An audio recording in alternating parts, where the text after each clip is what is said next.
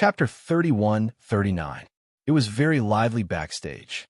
When Yi Qian heard them chatting, the corners of her mouth unknowingly turned up. She did not notice that Su Wan, who had been talking to her just a moment ago, had already run to the front. Even now, Yi Qian did not realize that she also needed to put on some makeup. It was not until Su Wan, who was in front of her, said, "We will have to trouble all of you here. Yi Qian and I did not put on any makeup. Thank you for your hard work." Only then did Yi Qian realize that she also needed to put on some makeup. Putting on makeup was just like how Yi Qian had never danced before. This was also her first time doing it. Yi Qian, who was sitting in front of the dressing mirror, took off her military cap. Under the bright light, she could clearly see her reflection in the mirror. She then looked at her face in the mirror. Perhaps it was because she had never seen her face reflected in such a bright light before. Even though she was clearly herself in the mirror, for some reason, she felt that it was somewhat unfamiliar. It was a combination of her and her previous self. It was her, yet it was not her. You have such a good foundation. Why are you still so pale, even though you train every day? Why are you not tanned? You don't even need to put on any powder. You don't even need to draw your eyebrows. You don't even need to put on any lipstick. You're already beautiful enough without even putting on any makeup. The female student who was putting on makeup for Yi Qian did not know where to start. Her natural beauty did not need any makeup at all. She had never observed Yi Qian up close before. In the past, she only knew that Yi Qian was especially beautiful from afar, and that her skin was also very good. However, she did not expect her skin to be as good as a peeled egg. It was so fair and smooth. She touched it. It felt really good. The female student really did touch it.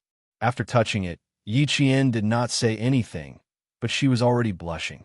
Yi Qian did not even realize that he had been touched by a female student. He even asked, "How do you want me to put on makeup?" "Just do as you see fit. Don't worry about me." The female student who had touched Yi Qian was still rubbing her fingers, recalling the feeling of her skin. When she saw that Yi Qian did not look any different, she secretly heaved a sigh of relief.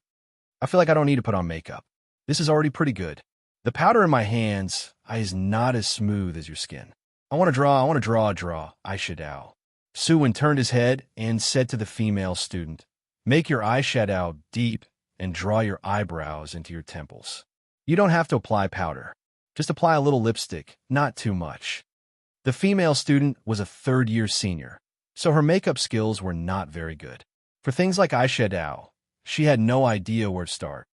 In the end, Suwon had to do Yi Qian's makeup herself. Because Yi Qian's sword posture was very fierce, Suwon deepened the eyeshadow according to Yi Qian's imposing manner. She deepened the contours of his eyes and then drew his eyebrows to his temples. When she was done, she said to Yi Qian, whose eyes were closed, "Look fierce. Open your eyes and let me see."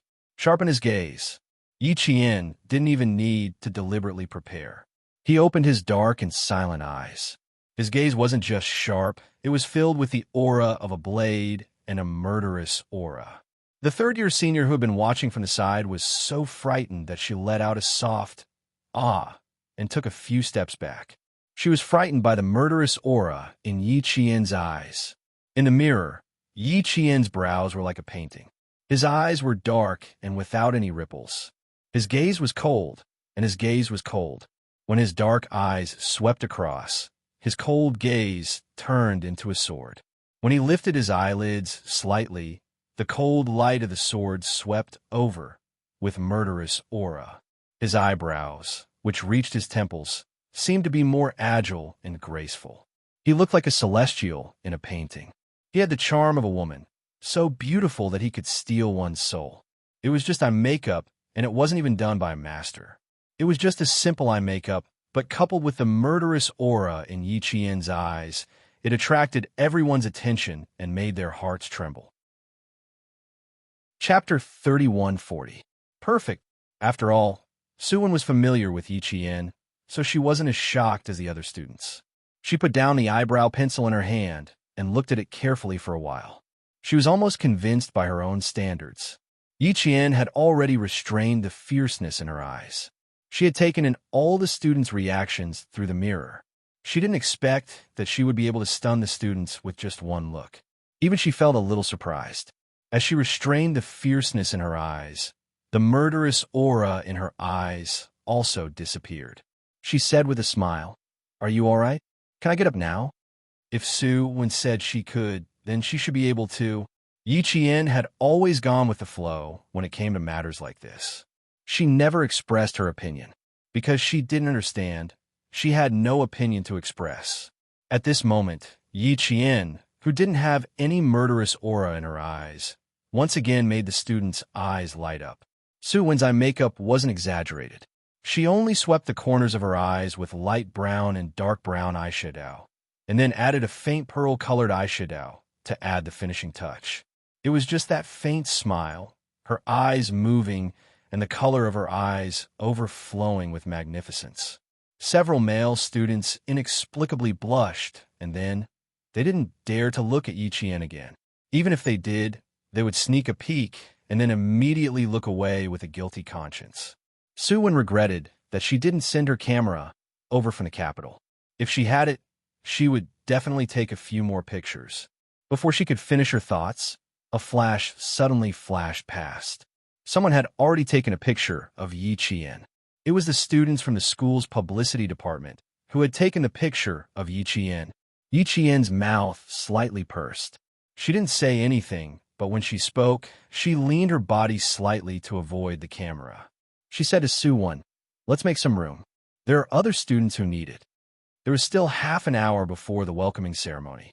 All the students had already entered the venue. There wasn't much noise in the large venue. Every student's movements were very light. From the time they walked to the time they sat down, it was completely silent. Elegant light, music flowed slowly. The school leaders, military leaders, and special guests took their seats one by one. The 6 hosts wore winter clothes and walked valiantly to the center of the stage. The sound of singing filled the hall, while snow fluttered outside. The campus at night was quieter than usual, as if everything in the world had fallen asleep. There was the sound of footsteps on the snow approaching from afar. A tall and slender figure slowly walked over from the end of the curved path. His pace was slow, and he was calm and composed, as if he was attracted by the scenery of the school on a winter night. The figure came closer from afar. In the light and shadow of the road, a handsome face that seemed to have been cast was stunning, causing the originally cold night to suddenly be dyed with the aura of the mortal world. The bone-chilling cold wind also added warmth because of the smile at the corner of his mouth. In front of him was the venue for the freshman welcoming party, and his girlfriend was there at the moment. She didn't know that he had arrived, and was still watching every program carefully, applauding for the brilliance and ending of each program. She was a very serious girl. As long as she integrated into the group, she would never act alone. Therefore, she would definitely not come out to take a breather. She would definitely sit obediently until the end of the evening party. If she didn't come out, then he would go in and look for her. All the doors of the venue were tightly shut. Xia Jinyuan pushed open one of the doors and walked in. The guard standing at the door raised his hand to ask, but Xia Jinyuan handed over his pass and asked with a smile, "Which section are the second-year students sitting in?" Chapter 31:41. Xia Jinyuan, who found a place to sit down quietly, did not observe the wonderful performance on the stage. He leaned against the back of the chair and closed his eyes to take a nap. Perhaps because he was too tired and because he was close to Yi Qian. Even if he did not find Yi Qian, he gradually fell asleep because he was back by her side and felt her presence. The leaders sitting at the front of the audience were looking at the program list. The special guests, Ambassador Qin Dingkong and his son, Qin Xiu, were also looking at the program list.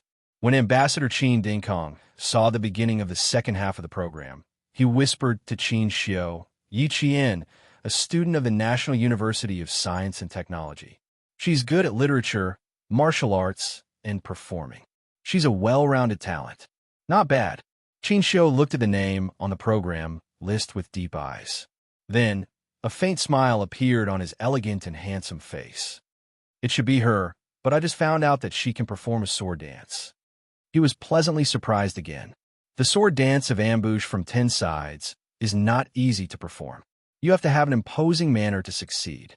If you only have movements without an imposing manner, it is equivalent to a person losing their temperament and a piece of jade losing its essence. Ambassador Qin Dingkong did not immediately believe that Yi Qian could perform the dance well. He still needed to watch. Qin Xiu said, "I believe in her. She will only do anything if she is confident.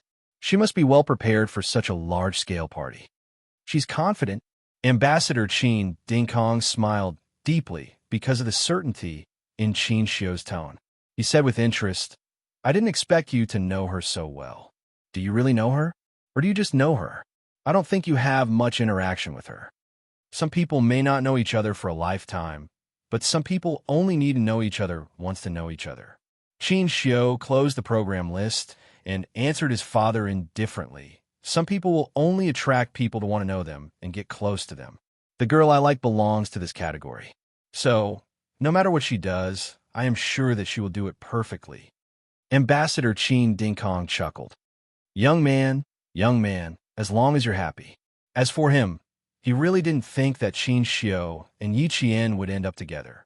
The main thing was that the girl didn't have any feelings for his son at all. Moreover, girls like Yi Qian were usually very opinionated and had very clear goals. If she liked someone, she liked them. If she didn't like them, she didn't like them. This was how she treated people and things. Her attitude towards love was even more so. A girl with upright values, a righteous heart, a righteous temperament, and a righteous I was not so easy to pursue. Such an outstanding girl would definitely have caught the eye of an outstanding man with good taste, and he would have already made his move. For someone like Qin Xiu, who didn't have much time to date or pursue a girl, the possibility of success was very, very low. But after all, he was his son. His family background and personal conditions were not bad. It was not easy for him to like a girl, so he could not be too harsh with his words. If she were to say too much and cause him to become disheartened, then something bad would happen. After Ambassador Qin Dingkong finished speaking, the school's leaders came over to shake hands. The topic about Yi Qian was temporarily put on hold. Backstage, a group of young and beautiful female soldiers were also preparing. The students who were acting in the program gave the entire backstage to them and secretly watched with great interest. Su Wen tugged at Yi Qian's sleeve and said softly, "Why don't you ask them to help you with your makeup? They are quite good at drawing. Look at their eyes. When they draw, it's so vivid." Yi Qian did not look at the female soldiers putting on makeup. She was looking at someone she knew. Chapter 3142. Once on the snow mountain, a female soldier had warned her not to go against Du Jiai and told her about Du Jiai's family background. The female soldier who warned her to be careful was Wei Jiayue. She didn't recognize the other female soldiers. She remembered that Wei Jiayue was a female soldier from Nangwang's Arts and Arts Division. Now, her armband was from Linan Military District. Previously, she didn't get along with Du Jiai from Nangwang Military District. The other female soldiers didn't dare to argue with Du Jiai, except for her. Now that she was transferred to Linan Military District, it was a good thing. Wei Jiayue didn't see Yi Qian. Even if she saw him, she wouldn't recognize Yi Qian. At that time, Yi Qian's face was disguised. She only knew his name and didn't see his face clearly. Now, even if Yi Qian stood face to face with her, he wouldn't recognize her. She was talking to her comrades in a low voice and didn't notice that someone was looking at her. Yi Qian looked away and said to Su Wen, "No, they're used to it. We'll just do it occasionally." Su Wen thought about it and agreed. After all, amateurs and professionals were different. I heard that they even invited guests. Even the military leaders are coming. Little Jane Eyre, I'll be nervous later and play the wrong note. Pretend you don't know and don't worry about me. If I play the wrong note, pretend you don't see it too. Don't worry about me. I'll try my best to make it right. Yi Qian joked seriously. Su Wen hugged her arms and trembled. She quickly said, "Let's try not to make any mistakes. Otherwise, we'll be embarrassed." As the two of them chatted, a few hosts came over to check with the two of them on how they would appear. Whatever the host said in Taiwanese, the two of them would prepare accordingly. Although there were many people backstage, everything was in order. There was no chaos at all. This was the difference between the army and the outside world. No matter what, everything was neat and orderly. One after another, wonderful performances were displayed on the stage. Thunderous applause sounded and fell at the same time. The whole scene was very orderly. Even if it was a banquet, it showed the rigor of our country's reserve officers. However, Xia Jinyuan did not wake up from the loud applause and wonderful performance. He had been sitting upright with his eyes closed the whole time. His body did not sway, and he maintained an upright posture until the phone in his pocket vibrated against his skin. He suddenly woke up, opened his bloodshot eyes, and took out his phone. It was a private phone, so the call was also a private phone. Before he could say anything, G3 said, "We're all outside. When do you two plan to come out?" After the program on the stage ended, the two student hosts walked onto the stage and began the exciting prelude to the next program. I'm sure everyone has been looking forward to the next program for a long time. This is also the program I'm looking forward to the most. According to hearsay, when this program was screened, the students, teachers, and leaders were all shocked. They didn't even consider it and directly made the decision. The female student began her explanation with a clear accent. She then asked, "Does everyone know who's going to perform next? Are you looking forward to it as much as I am?" Therefore, Xia Jinyuan was about to answer, "He hasn't found Yi Qian yet," when he heard a deafening voice. Yes, it was so orderly and powerful that it seemed like the entire venue was about to be lifted up. Then, the male host continued, "Then, does anyone know who this student is?" Yes, there was another burst of explosive voices. This time, it was even louder than before. Chapter 31:43. It was a very loud and clear voice. 1,000 people shouted at the same time with a hint of excitement.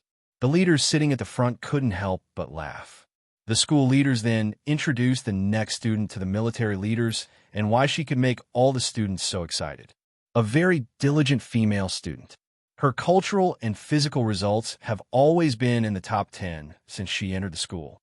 No one has been able to break her physical results record until now. In the drill in the first half of the year, she was the overall commander of the first-year students. The tactics she used set a precedent for a drill. She used modern information warfare tactics to toy with the enemy. The military leaders didn't know Yi Qian. They nodded in satisfaction. This is a talent, and also a talent our military needs. We must nurture her well to serve the country and the people. When Yi Qian was mentioned, the smile on the school leaders' faces deepened. Ambassador Qin Dingkong was sitting next to them and could vaguely hear a few words. Although he didn't hear everything clearly, from the smiles on the school leaders' faces, he knew that Yi Qian was like a fish in water in the school. She was deeply loved by the school leaders and students. To be able to participate in the competition in Estonia as a military school student was enough to show how outstanding she was. Such an outstanding girl. Ambassador Qin Dingkong couldn't help but look at her. His gaze landed on the stage. Because he had been waiting for a long time, he couldn't help but lean forward slightly. The smile on his face was much deeper than before. His son's face was full of anticipation. What should he do if he really bumped into a wall with such thoughts in his mind? Ambassador Qin Dingkong was a little worried, but he was also a little happy. He was happy that his son had good taste and fell in love with such a good girl. If he could really win her heart, even if his wife objected, he would definitely stand on his son's side. The two hosts on the stage were also excited by the atmosphere. They said loudly, "Come, let's say her name loudly." The hosts spoke together and pushed the next performance to the highest point before it even started. Xia Jinyuan didn't say anything. G3 and the others could only hear the students' neat and powerful voices. Then, an extremely familiar name came from the microphone. Even though they were separated by a phone, the voice was so loud that it made G3's eardrums hurt. Yi Qian, Yi Qian, Yi Qian. All of the students shouted Yi Qian's name 3 times in a row. After the 3 shouts, they all fell to the ground in unison. The female student host announced the next performance loudly. Next up, let's welcome Command Faculty students Yi Qian and Su Wen to give us a wonderful performance, the sword dance ambush from 10 sides. Welcome. Thunderous applause sounded, and then the lights on the stage went out with a pop sound. The applause disappeared, and the audience was silent. Xia Jinyuan was stunned, not by the voices, but by the fact that all the voices were calling out one person's name. Yi Qian? Qing Yao? F*CK. We are rushing over right now. G3, who was standing in the cold wind, reacted faster than Xia Jinyuan, probably because he had been exposed to the cold wind for a long time. He reacted instantly and said to his 3 comrades beside him, "Big surprise. There was a performance on Yi Qian. Run." When he said this, he had already run away. T6, V8, and Z7 broke into a run.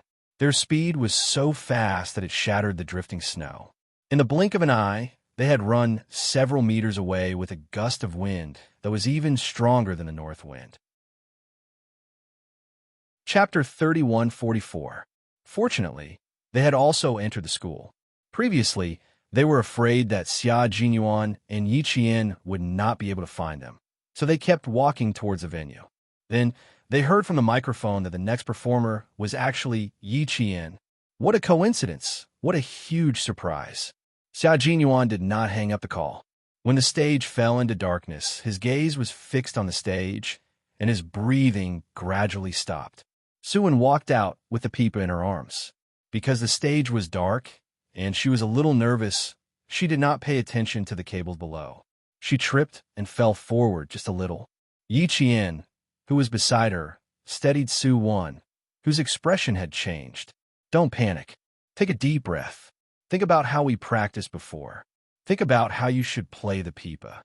Yi Qian supported her and said calmly, "I like ambush from 10 sides because I think of my comrade. Su Wen, please play it well." "Thank you." "Comrade? Is he a student in class?" Su Wen did not understand the meaning behind Yi Qian's words, but with his comforting words, her panicked heart gradually calmed down. She took a few deep breaths, patted her chest, and said, "Okay, leave it to me. I'll play it with even more vigor than before." "Okay." Yi Qian nodded gently. Su Wen walked to her seat and slowly sat down with the pipa in her arms. Yi Qian walked to the center of the stage. The second beam of light lit up the stage and shone on Yi Qian, who was wearing a camouflage uniform and holding a sword with one hand. Before the performance began, the audience burst into applause. Clang, clang, clang, clang, clang, clang, clang, like a sudden storm. Yi Qian, who was holding a sword with one hand, began a high-spirited and majestic sword dance. His figure spun, and his sword danced. Amidst the majestic sound of the pipa, all the students in the audience seemed to hear the golden drums and war bugle before battle. As Yi Qian waved his sword, it was as if he had traveled through time and space, looking down at the ancient soldiers holding their spears and swords and shouting. The sound of the pipa was fast and slow, strong and weak. Yi Qian's voice was as cold as the wind. When the battle between the two armies, the sound of the roof tiles. Her comrades, the battle between the two armies is not certain whether they are dead or alive. Please remember that she is still here waiting for your return. Please come back safely. His figure spun, and the sword suddenly moved. The beam of light followed Yi Qian's figure closely, enveloping Yi Qian. All the students held their breaths, as if there was a heavy stone pressing down on their hearts. Their hands were filled with boundless strength. Their emotions had been completely stirred up by Yi Qian. How Yi Qian was feeling right now, the spectating students were feeling the same way. As Yi Qian leaped forward, his sword sliced through the air. He rushed forward, as if he was using the sword in his hand to defeat all the enemies in front of him, carving out a path of blood. Kill! Kill! Kill! Charge! Charge! Charge! Through the smoke, blood staining their battle uniforms, through the darkness, they saw hope. Look, there was light in front of them, victory in front of them. Chapter 3145. At this moment, Many students couldn't help but clench their fists. A scene of war horses and spears unfolded before their eyes. They saw the brave generals leading their soldiers into battle without fear of death. Their blood boiled, and they wished they could fight on their behalf. On the stage, Yi Qian, dressed in camouflage, was like a link between two different times. He not only let the students see the bloody storm of that era, but also let them see the fierce aura that a soldier should have. The zheng zheng sound of the pipa was the medium. It was either fast or slow, soothing or high-spirited. Su Wen used her exquisite technique to play the heroism in ambush on all sides, making everyone's heartstrings deeply gripped by the sonorous and powerful rhythm of her pipa sound. The zheng of the urgent zheng was like a war drum. Yi Qian's low voice rang out. Slowly and carefully, there's the sound of drums, swords and crossbows, and the sound of men and horses, the tense atmosphere before a great battle hit them in the face. The bugle horns sounded, the war horses galloped, and swords and crossbows pierced through the enemy's body. The generals and soldiers of both sides began to fight. The figure holding the sword spun rapidly in the center of the stage. Then, like a flying swallow, the long sword in her hand pointed forward. In front of her was the battlefield. The enemy and her side were fighting to the death. Gradually, Su Wen's fingers moved faster and faster.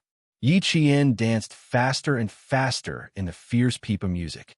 Her face was murderous, her body was murderous, and the sword in her hand was even more murderous.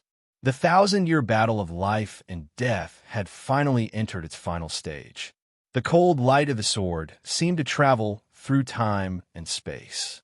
It brought the students to see flesh and blood splattering on the battlefield and hear the miserable cries. Yi Qian was crying. Her comrade had sacrificed himself. I have the strength to pick up a mountain, but my spirit is unparalleled. When times are unfavorable, I don't die. What can I do if I don't die? The voice was deep and sorrowful. Xia Jinyuan clenched his fists tighter and tighter. He could tell what the figure waving the sword in the center of the stage wanted to express. She was dancing and crying for the J5. J5. J5. Do you see how your comrades miss you? Do you know how sad they are about your departure? It doesn't matter if we don't know. It's fine as long as we know it in our hearts. Although you're far away, you'll always have a place in our hearts. Forever, forever. At the very back, G3, T6, V8, and Z7's eyes turned red. Their tall bodies were so tense that every muscle was as hard as rock. Their emotions were completely stirred up. Even so, their bodies stood tall like mountains that had experienced thousands of years and would never fall. They were not stunned by Yi Qian's appearance. They were only moved by the emotions that Yi Qian had expressed. The sound of the strings gradually became softer, turning into a deep sadness. A gap finally opened up in the dark sky, and the first rays of the morning sun slowly seeped through the gap. A breeze blew past, and the thick smell of blood was still strong even after 1,000 years. As soon as he finished speaking, the sky turned bright by J5. Goodbye, my comrade. The stage lights were all lit up, and the quiet venue was suddenly filled with applause. All the leaders sitting in the front seats took the lead and stood up to applaud the two students on stage. Xia Jinyuan and G3's applause seemed to be the loudest. The students were experiencing the tragedy of ambush from 10 sides, while they were experiencing the tragedy of their comrades leaving after a great battle. This song, Ambush from 10 Sides, was given to J5 by Yi Qian, and it was also given to all the comrades in the Snowfield Brigade. They knew it very well and deeply understood it. Chapter 3146. The students who had never been on the battlefield could not feel the sorrow of seeing their comrades die in battle. All they saw was Yi Jin's dance and what they imagined ambush from 10 sides should be like. The soldiers were mighty, the army was brave, the soldiers were close to each other, the swords and spears clashed, and the 1,000-year fierce battle was shocking. However, the comrades of the Snowfield Brigade did not feel that way. What they saw was their comrades passing through the smoke and facing the bullets. In order to protect the comrades behind them, they would rather use their own suns. On the stage, Yi Qian and Su Wen gave a military salute to the students and leaders below the stage. They were about to leave the stage amidst the thunderous applause when the host stopped them. "Students, please wait a moment. We would like to ask the two of you a small question." The male host quickly walked up and stopped the two students who shocked everyone. According to the plan, the two of them could leave the stage after the salute after their performance. It was obviously a last-minute change to keep them on the stage. The applause below the stage stopped with the host's question. The leaders who had stood up sat down together. Ambassador Qin Dingkong pulled his chair back a little. After sitting down, he leaned slightly towards Qin Xiu and joked, "Your palm must be swollen." Qin Xiu, whose palm was burning, looked at her palm. She did not know if it was swollen or not, but her palm was indeed burning. Every wonderful performance deserves the warmest applause. Ambassador Qin Dingkong obviously did not believe her answer. He asked with a smile, "Is it as wonderful as the previous performances? Is there anything special about it?" "Dad, you saw Yi Qian's performance just now. I believe you already know how wonderful it is." Qin Xiu calmly replied to her father's teasing. "I have been impressed again." She answered her father directly. She wanted to let her father know that she did not have a playful attitude towards Yi Qian. She wanted to spend the rest of her life with him. When Ambassador Qin Dingkong heard this, the smile in his eyes deepened. Although his son was talking to him, his gaze never left the young female student who had also shocked him. Ambassador Qin Dingkong was completely sure that his son had really fallen in love with that outstanding female student. As a father, he had to support his son. The two young people rarely interacted. They only knew each other. If they wanted to go further, they needed to communicate more and get to know each other better. After pondering for a while, Ambassador Qin Dingkong smiled and said, "Dad will give you a chance. After the performance, you can represent the Ministry of Foreign Affairs to shake hands with the students." This was a good opportunity. Qin Xiu gladly accepted it. At the same time, her eyes were full of gratitude. "Dad, thank you." "You're welcome. I support you because Xiaoyi is indeed a good girl. She's much better than those girls who like to cry, act coquettishly, and throw tantrums." "Qin Xiu, if I find out, and you should know the consequences of my anger.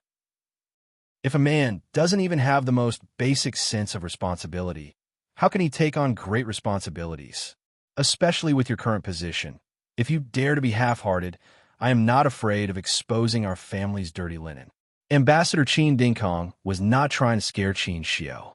When Ambassador Qin Dingkong learned that his younger brother had an illegitimate son, Qin Yi, the first thing he did was to punish his younger brother. He did not even explain and directly asked his younger brother to step down. Chapter 31:47. Then he brought Qin Yi home and personally asked his sister-in-law if she wanted to divorce or forgive him. If she chose to divorce, the Qin family would definitely treat her well. If she chose to forgive him, then all of his finances would be handed over to his sister-in-law. She would not be allowed to interfere in the family's affairs, including disciplining the illegitimate child. From this, it could be seen that Ambassador Qin Dingkong was an iron-blooded person who meant what he said. When he said that if Qin Xiu had second thoughts, he would be angry with him. He was not trying to scare Qin Xiu. He meant what he said. Qin Xiu didn't think that he was trying to scare him. The corner of his mouth slightly curved as he smiled. "Dad, if I really manage to get her, I will only love her more and more every day. I understand my own heart. Well, then I will give you a chance this time. If there is really a possibility of development, you can go after her.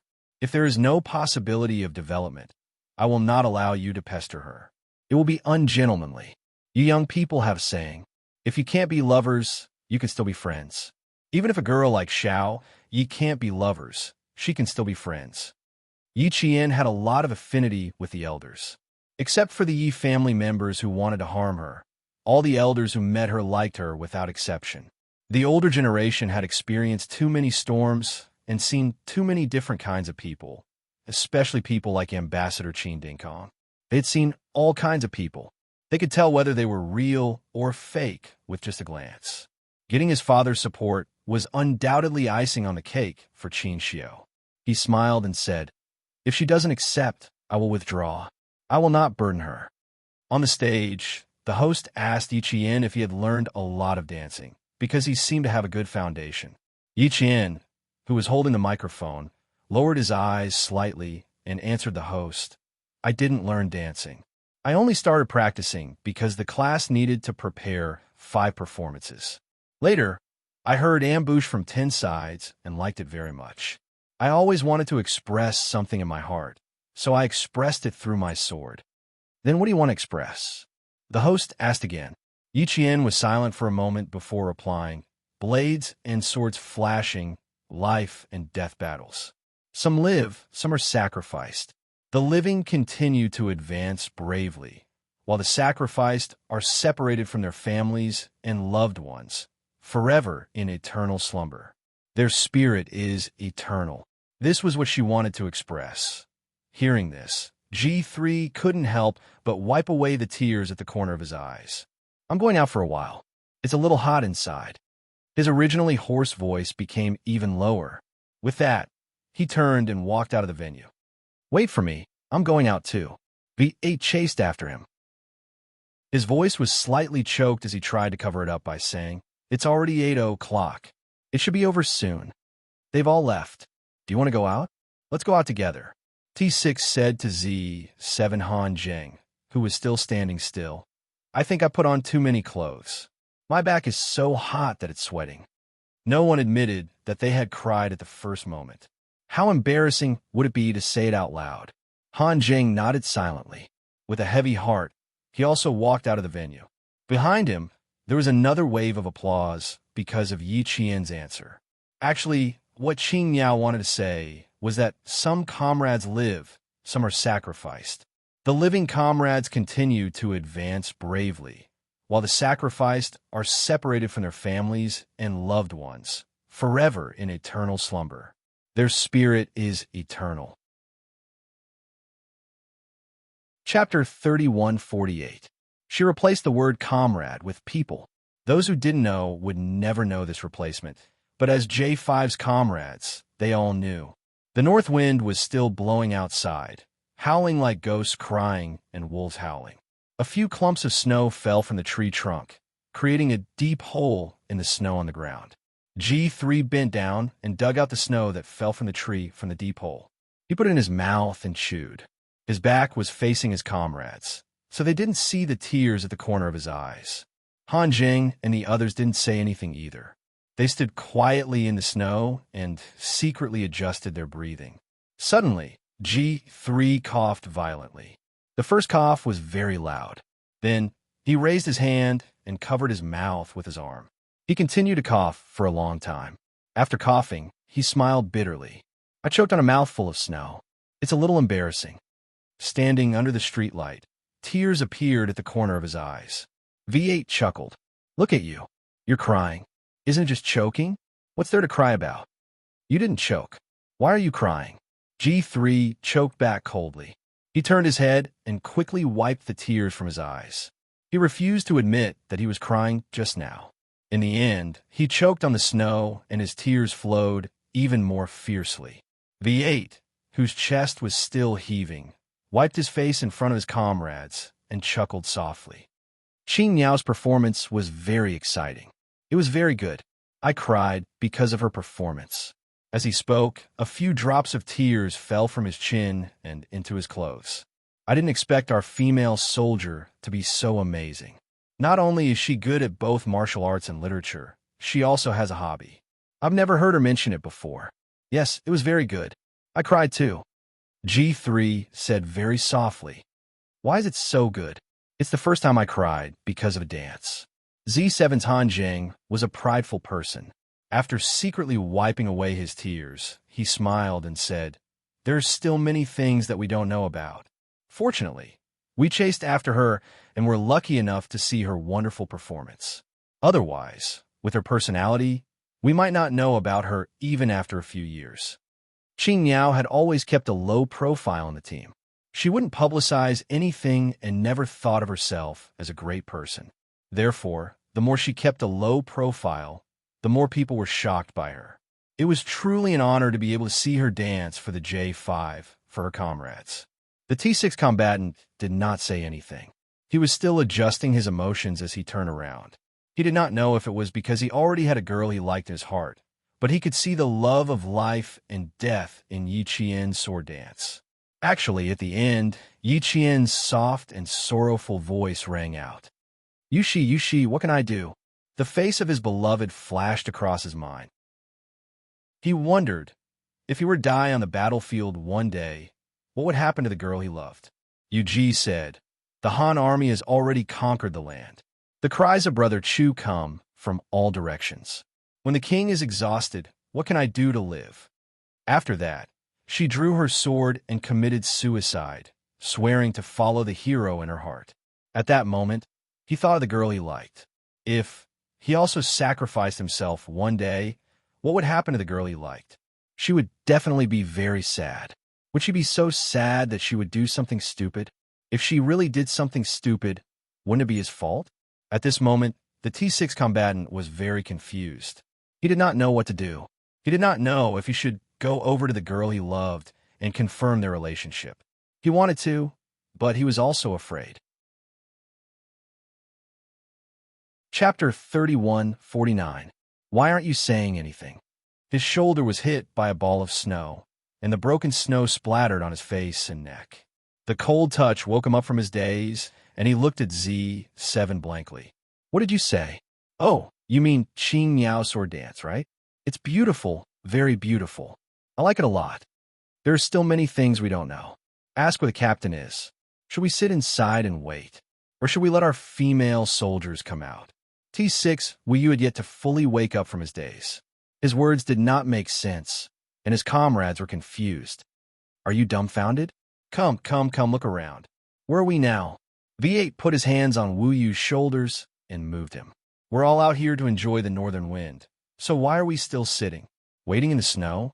Only then did Wu Yu fully wake up. He adjusted his military cap to cover up his loss of composure and said vaguely, I'm still in a daze. I didn't even know Yi Qian knew how to perform a sword dance. It was very shocking. She was dancing for J5, I could feel it. After he finished speaking, the atmosphere instantly became oppressive. The air was so condensed that it felt suffocating. When Yi Qian comes out later, let's not talk about it if we can. She's too sentimental. If we mention it a little, I'm afraid she'll cry in front of us. Who will coax her then? G3 reminded everyone. Yes, understood. If she cries, let the captain coax her. He has a way to coax her. We just have to stay away. Han Jing turned around and looked at the venue. The corners of his mouth curled up slightly.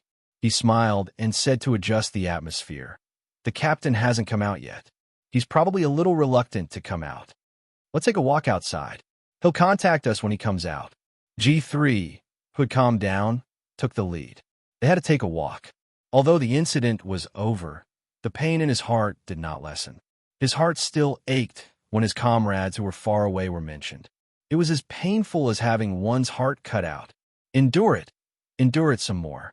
After a year and a half, the pain in his heart would be healed. At that time, he would have a chat with J5. Over a glass of sake and a few tails of peanuts, he would speak his mind. At that time, it would be a different way of interacting with him. The snow-white street lamps shone on a few tall and straight figures. The light elongated their shadows, making them as straight as swords and imposing as rainbows. Backstage, Wei Jiwa stared at the figure walking down the stage, her eyes full of surprise. Yi Qian? Could she be the female soldier who saved her that year? Aren't they ordinary female soldiers? How did he suddenly become a military academy student? She was even able to perform a sword dance that made the leaders stand up and applaud. Even the few female soldiers were unable to take their eyes off her as they were stunned by her performance. So beautiful. How can she be so beautiful? She's just like the person in a painting. So beautiful. What to do? I want to take a photo with her. Can we learn her sword dance? If we can learn it, we can perform together in the company. Upon hearing this, Wei Jiwa couldn't help but say, learn? If he learned her movements, would he be able to learn her aura? Don't even think about it. We can't learn from her. It's our turn to perform next. Get ready, don't discuss anymore. The host had already started a new segment of lines. It was the female soldier's turn to go on stage. After walking down the stage, Yi Qian and Su Wen walked toward their class. Along the way, they received countless gazes. If it weren't for the strict discipline of the military academy, as long as there were students, they would have stood up to chat with Yi Qian. Xia Jinyuan watched as his beloved girl walked from the bright stage to the darkness and then walked towards him. His hands on his knees tightened, but he didn't do anything else. He was waiting for his lover to recognize him. He believed that she would be able to find him even if she was thousands of miles away. Chapter 3150. Yi Qian did not notice Xia Jinyuan immediately. After calming down a little, she got off the stage and continued to be stared at by the students. She felt a little embarrassed. In addition, she was walking behind Su Wen, so she was afraid that Su Wen, who was walking in front of her with a pipa, would fall. Most of her attention was on Su Wen, so she did not pay attention to her surroundings. The gazes of the cadets were filled with a strange, intense light. Although they were military academy cadets, they were still youths in their 20s. Although they were restrained in their actions, there would still be ripples in the depths of their hearts. It was normal for youths to have some thoughts when they saw an outstanding and beautiful girl. Faced with these gazes, Yi Qian, as a girl, felt a little embarrassed. The venue was dimly lit. Only the floor lamps on both sides of the stairs were dimly lit and could only illuminate a little. Yi Qian and Su Wen walked through 2 large areas and finally returned to the area where their classes were. Su Wen's seat was near the side, so she sat down first. Yi Qian's seat was a few rows behind, so she had to continue walking. The students in the class were a little bolder. When they saw her walking over, they would call out, "Yi Jian," in a low voice. When Yi Jian looked over, they would give her a thumbs up, and the smile on their faces was a little wider. When they reached their own class, Yi Qian relaxed. When a student greeted her, she would nod subtly. After walking 4 rows, she suddenly stopped in her tracks. She was originally looking down her feet, but she suddenly raised her head and looked in front of her. An incomparably scorching gaze fell on her body. It was so familiar that a name in her heart almost rushed out of her throat and materialized into a voice that came out of her mouth. It was too familiar. Even though it was dark all around her, she looked through the darkness to find the source of that burning gaze. When she looked up, her dark eyes lit up. It was as if a fire had lit up the dark and lonely world, igniting all hope. She stood there for a long time without taking a step forward. When the students next to her saw this, they thought something was wrong and couldn't help but whisper, "Yi Qian, what's wrong?" Fortunately, the venue was dark, so no one could tell that Yi Qian had lost his composure. A student's whisper woke Yi Qian up. He quickly said, "It's nothing. I just forgot where I was sitting." "Are you still excited?" "We're still excited." In the back row, next to Song Jiqiu's seat. How could Yi Qian not know where he was? He was just looking for an excuse to cover up his loss of composure. He thanked the students softly, then walked towards the back. The students performing on stage did a few wonderful backflips. Amidst the applause, Yi Qian saw the man sitting behind her waving at her, indicating for her to come over quickly. At this moment, a real smile appeared on Yi Qian's face. It was a real relaxed smile. All of a sudden, the lines on his face became extraordinarily soft. His smile was like a blooming summer flower, bright and charming. She saw him. She saw the lover she missed day and night. She saw her lover sitting in the seat that originally belonged to the instructor. Even though his face was obscured by the darkness, his gaze was so warm and gentle. Even though she couldn't see her lover's face clearly, she knew it was him just by sitting there. Captain Xia, the great surprise, turned into a soft murmur in the end. All of her longing and hesitation were contained in this murmur. It was so soft that the students next to her didn't hear it. Her Captain Xia was back. Her lover was back. Now he was sitting next to her, safe and sound. Chapter 3151. In an instant, the emptiness in her heart was finally filled. There was no more fear, worry, or hesitation. She was filled with joy and satisfaction. Her entire being was radiant, shattering all the haze in her heart. She was caught off guard and tears began to stream down her cheeks. Xia Jinyuan knew that she had seen him. His elegant and dark eyes contained a gentle light as he quietly gazed at her. He waited patiently for her to walk over and sit down beside him. Yi Qian's seat had already been taken by another student, and there was an empty seat beside Xia Jinyuan. He found a good excuse to tell the student sitting beside Yi Qian that he was Yi Qian's older brother. As for who he was referring to as older brother, he didn't explain much. The student who secretly swapped seats thought that he was Yi Qian's biological older brother, so he secretly swapped seats while the crowd applauded. Yi Qian saw that there was another student sitting in his seat and understood what was going on. The corners of his mouth curled into a happy yet shy smile. He briskly walked over to Xia Jinyuan's side and sat down. As soon as he sat down, the man beside him reached out and accurately grabbed Yi Qian's hand.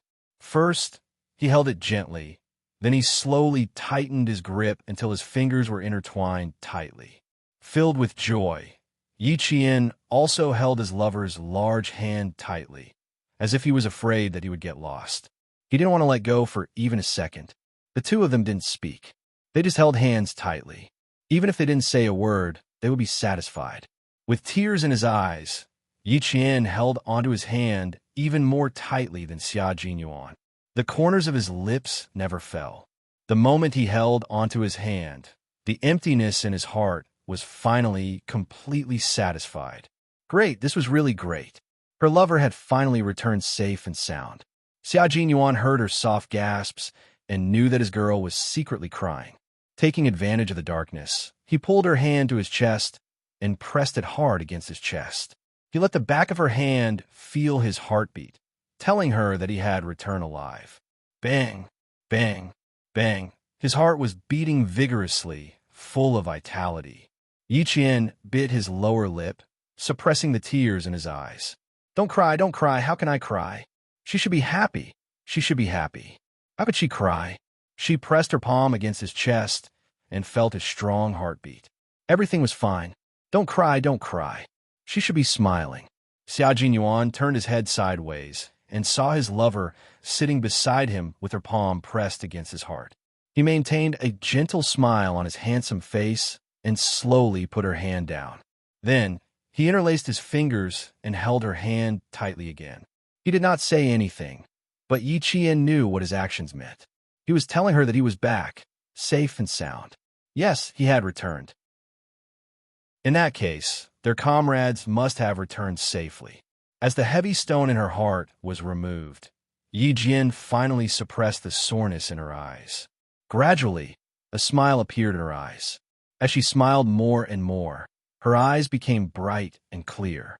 She turned her head and stared at the man beside her with bright eyes. Looking at his perfect side profile, even if he didn't say anything, she was still very excited. She was so excited that she didn't know what to say. Her hand was held by him, and it felt as if he was holding her heart softly. This feeling was better than any words. Chapter 31:52. The students on stage won applause from the students below the stage. Amidst the applause, Xia Jinyuan said, "I'll be staying at your school tonight." So, Yi Qian, whose tears had yet to dry, turned to look at him with a smile. So, come to my room after the performance. Yi Qian raised his eyebrows. Why can you stay at the school? I can stay at the hospital. After all, I used to be a member of the school and was a few years older than you. Don't you welcome me back to school? Xia Jinyuan did not ask why she was crying. He acted as if he did not notice and picked the easiest topic to talk about. Yes, Captain Xia was also a graduate of the school and graduated as an outstanding student. When he graduated, his military rank was higher than many of the students in the same batch. She almost forgot about it. Of course you're welcome. Back then, Captain Xia was a popular figure in the school. I even saw Captain Xia's style in a treasured photo album in the dean's office. Not long after entering the school, as a freshman representative and a flag bearer, she was fortunate enough to see the style of the flag bearers in the dean's office. Captain Xia was one of them. At that time, Captain Xia was still young and immature. He did not have the strong military aura that he had now, but his gaze was as sharp as a sword and was full of determination. She was deeply attracted to him. There was also a photo taken when he was on duty. He stood motionless with a steel gun in his hand. His cold and hard eyes had a stubbornness that made her heart beat faster. He had a confidence that fascinated her and was firmly staring ahead. He was really handsome. Xia Jinyuan had forgotten that he had such a photo. There were very few photos he had left for his alma mater. Later, because of professional reasons, the few photos that he had left behind were cleaned up by the military. Logically speaking, there should not be any that had escaped the net. How could little Fox have seen his photo? Where did she see it? Xia Jinyuan wanted to ask where she saw it, but when he turned his head, he saw the smile on her face. It was obvious that she was infatuated. He immediately changed his words and said, "It seems like I should secretly take the photo out and put in your textbook. Once, I had such an idea. I was afraid that the General Affairs Director would not agree, so I did not dare to say it." Yi Qian did not know that her expression had betrayed her. She followed his words and said, "But later, I regretted it. Unfortunately, I never had the chance to see it. What a pity." There was no need to ask where she saw his photo. General Affairs Director. The photo she saw must have been of him when he was the flag bearer. This photo was not taken because it would not be leaked and the students would not have a chance to see it. He did not expect her to see it. "Do you want it?" He asked in a low voice, as if daring her to speak her mind. Yi Jian pursed her lips and thought for a while. In the end, her possessiveness overcame her shyness. She nodded gently and said, "Yes, there are two." The shyness of the girl beside him made Xia Jinyuan's heart burn. Even the hand holding her became hot. He said softly, "Do you want a photo of me so badly?" "Yes." Yi Qian nodded. She did want it. Since Captain Xia asked, he must have a way to get it back. Chapter 31:53. "Okay, I'll give it to you tomorrow, but let's chat tonight first." After beating around the bush, Xia Jinyuan naturally brought the topic back. The atmosphere was no longer as sad as when they first met. Instead, it was much lighter. He said, "Han Jing and the rest are here too. Also, let me introduce you to a few other comrades. Their real names." Other than Z7 and Han Jing, Yi Qian didn't know what their real names were. Their real names were not as important as their code names. The team had strict rules to prevent them from revealing their comrades' real names out of habit. Even in the team, they had to address each other by code names. After a long time, they didn't really remember their comrades' real names. Little Fox had fought side by side with them for many years. It was time for her to know their real names. When Yi Qian heard that Han Jing and the rest were here, his eyes lit up. He nodded without hesitation. "Then I'll come and find you after the roll call." She misunderstood just now. She thought she was the only one chatting with Captain Xia tonight. So there were other comrades. Even if she had to take leave, she had to chat with them. Hearing this, Xia Jinyuan pretended to be jealous and said sourly, "If they didn't come, were you not going to chat with me tonight? What a heartless little guy. I came all the way here to see you." Yi Qian wasn't as gullible as before. He smiled and nodded. A man and a woman alone in a room at night. There will be bad rumors. Plus, we're in school, so of course I have to be careful. Can you take us to school for a walk after the gala? It's my first time going back to my alma mater in winter since graduation. We've been here before, but my seat was on the other side. The topic was very relaxed, sweeping away the tension from when they first met. Yi Qian followed his gaze to the side and heard him chuckle. "My seat in the first row of the 3rd district. The instructor knows that I'm dishonest and is afraid that I'll find an excuse to sneak out. Every time this happens, he orders me to sit in the front and strictly orders the students around me to supervise me. If I still manage to sneak out, the students supervising me will be punished." Sneaking out in the middle of a gala. Captain Xia was really capable of that. Yi Qian suppressed his laughter when he heard that. When Xia Jinyuan saw her trying to hold back her laughter, his eyes were filled with warmth. It was the right decision for him to rush over immediately after he finished his report because his little fox was too loyal. The sudden death of the J5 would definitely cause her psychological trauma, so he had to come over to accompany her. Even if he missed the best opportunity, he wanted to come and accompany her. He wanted to let her know that he and his other comrades had returned. The sudden arrival of G3 and the others was probably arranged by the military. From this, it could be seen that the military was also very worried about the little fox's mental health. They were afraid that the J5's sacrifice would leave an indelible scar on her that would affect her future combat ability. This was something that everyone was concerned about. The J5 had already left, but the surviving comrades still had to continue fighting. There was no guarantee that they would be able to survive until they were discharged from the military, but at least they had to ensure that the surviving comrades would live well and continue fighting without being affected. Everyone was worried about Yi Qian, worried about the only female soldier in the team. When the mission ended, the first thing that came to their minds was Yi Qian. The military also wanted them to rush over to see Yi Qian and guide Yi Qian. When they saw her dazzling on stage in a different way, when they saw her expression in her sword dance, they felt both proud and sad. They were proud of the independence of the little fox, but also sad. She was healing her wounds alone and recovering alone. Chapter 31:54. Before he knew it, his little fox had already grown so big. Even without him by her side, she could handle some things on her own. She could slowly get through it all by herself. The J5's sacrifice. She had endured it all by herself. Unlike the others, she had turned the sorrow in her heart into hatred and swept the battlefield with her weapons, allowing the hatred in her heart to gradually fade as the enemy fell. But she was different.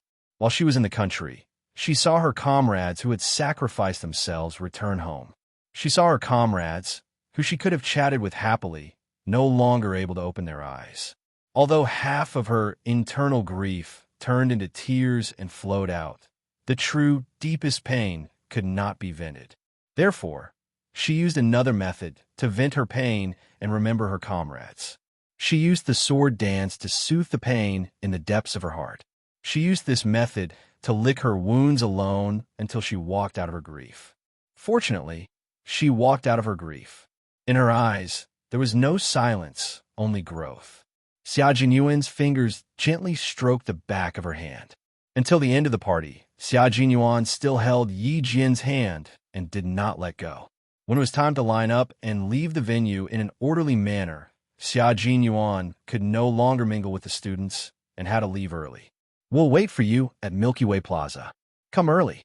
The roll call was at 9:50, and it was only 9 o'clock. 50 minutes was enough for her to chat with G3 and the others. The rest of the time should belong solely to her boyfriend. The astute Lieutenant Colonel Xia knew clearly that he wouldn't be taken advantage of. Yi Qian didn't know the twists and turns of his heart. She thought about it and realized that 50 minutes was too long. She should ask for leave from the platoon leader in advance. She was the class monitor, so class monitors could only ask for leave from the platoon leader. She nodded without hesitation. "Okay, you go out first. I'll come and find you when I'm done here." "Okay, I'll wait for you." Xia Jinyuan put on his military cap. Although they were about to meet again, he still couldn't bear to part with her. He gently squeezed her hand and smiled. "It's snowing outside. Don't stay too long and catch a cold." "It's fine if they catch a cold, but if I catch a cold, I'll stay at school and not leave. I'll pester you every day." She wasn't afraid, even if he pestered her. The undaunted Yi Qian raised his eyebrows. "Sure, then I'll wait for you to pester me. Aren't you afraid of being seen by your classmates? Don't be afraid. Didn't you just say that you're my brother? Since my brother is here to look for me, I don't mind accompanying him for a few more days. Besides, you're our senior brother. It's normal for junior sister to accompany senior brother for a few days when he returns to school." The little fellow was becoming more and more eloquent, and he could no longer be intimidated. On the stage, the host invited all the contestants to come up to the stage. At the same time, he had already selected a few of the best performances. Yi Qian and Su Wen's ambush from 10 sides won.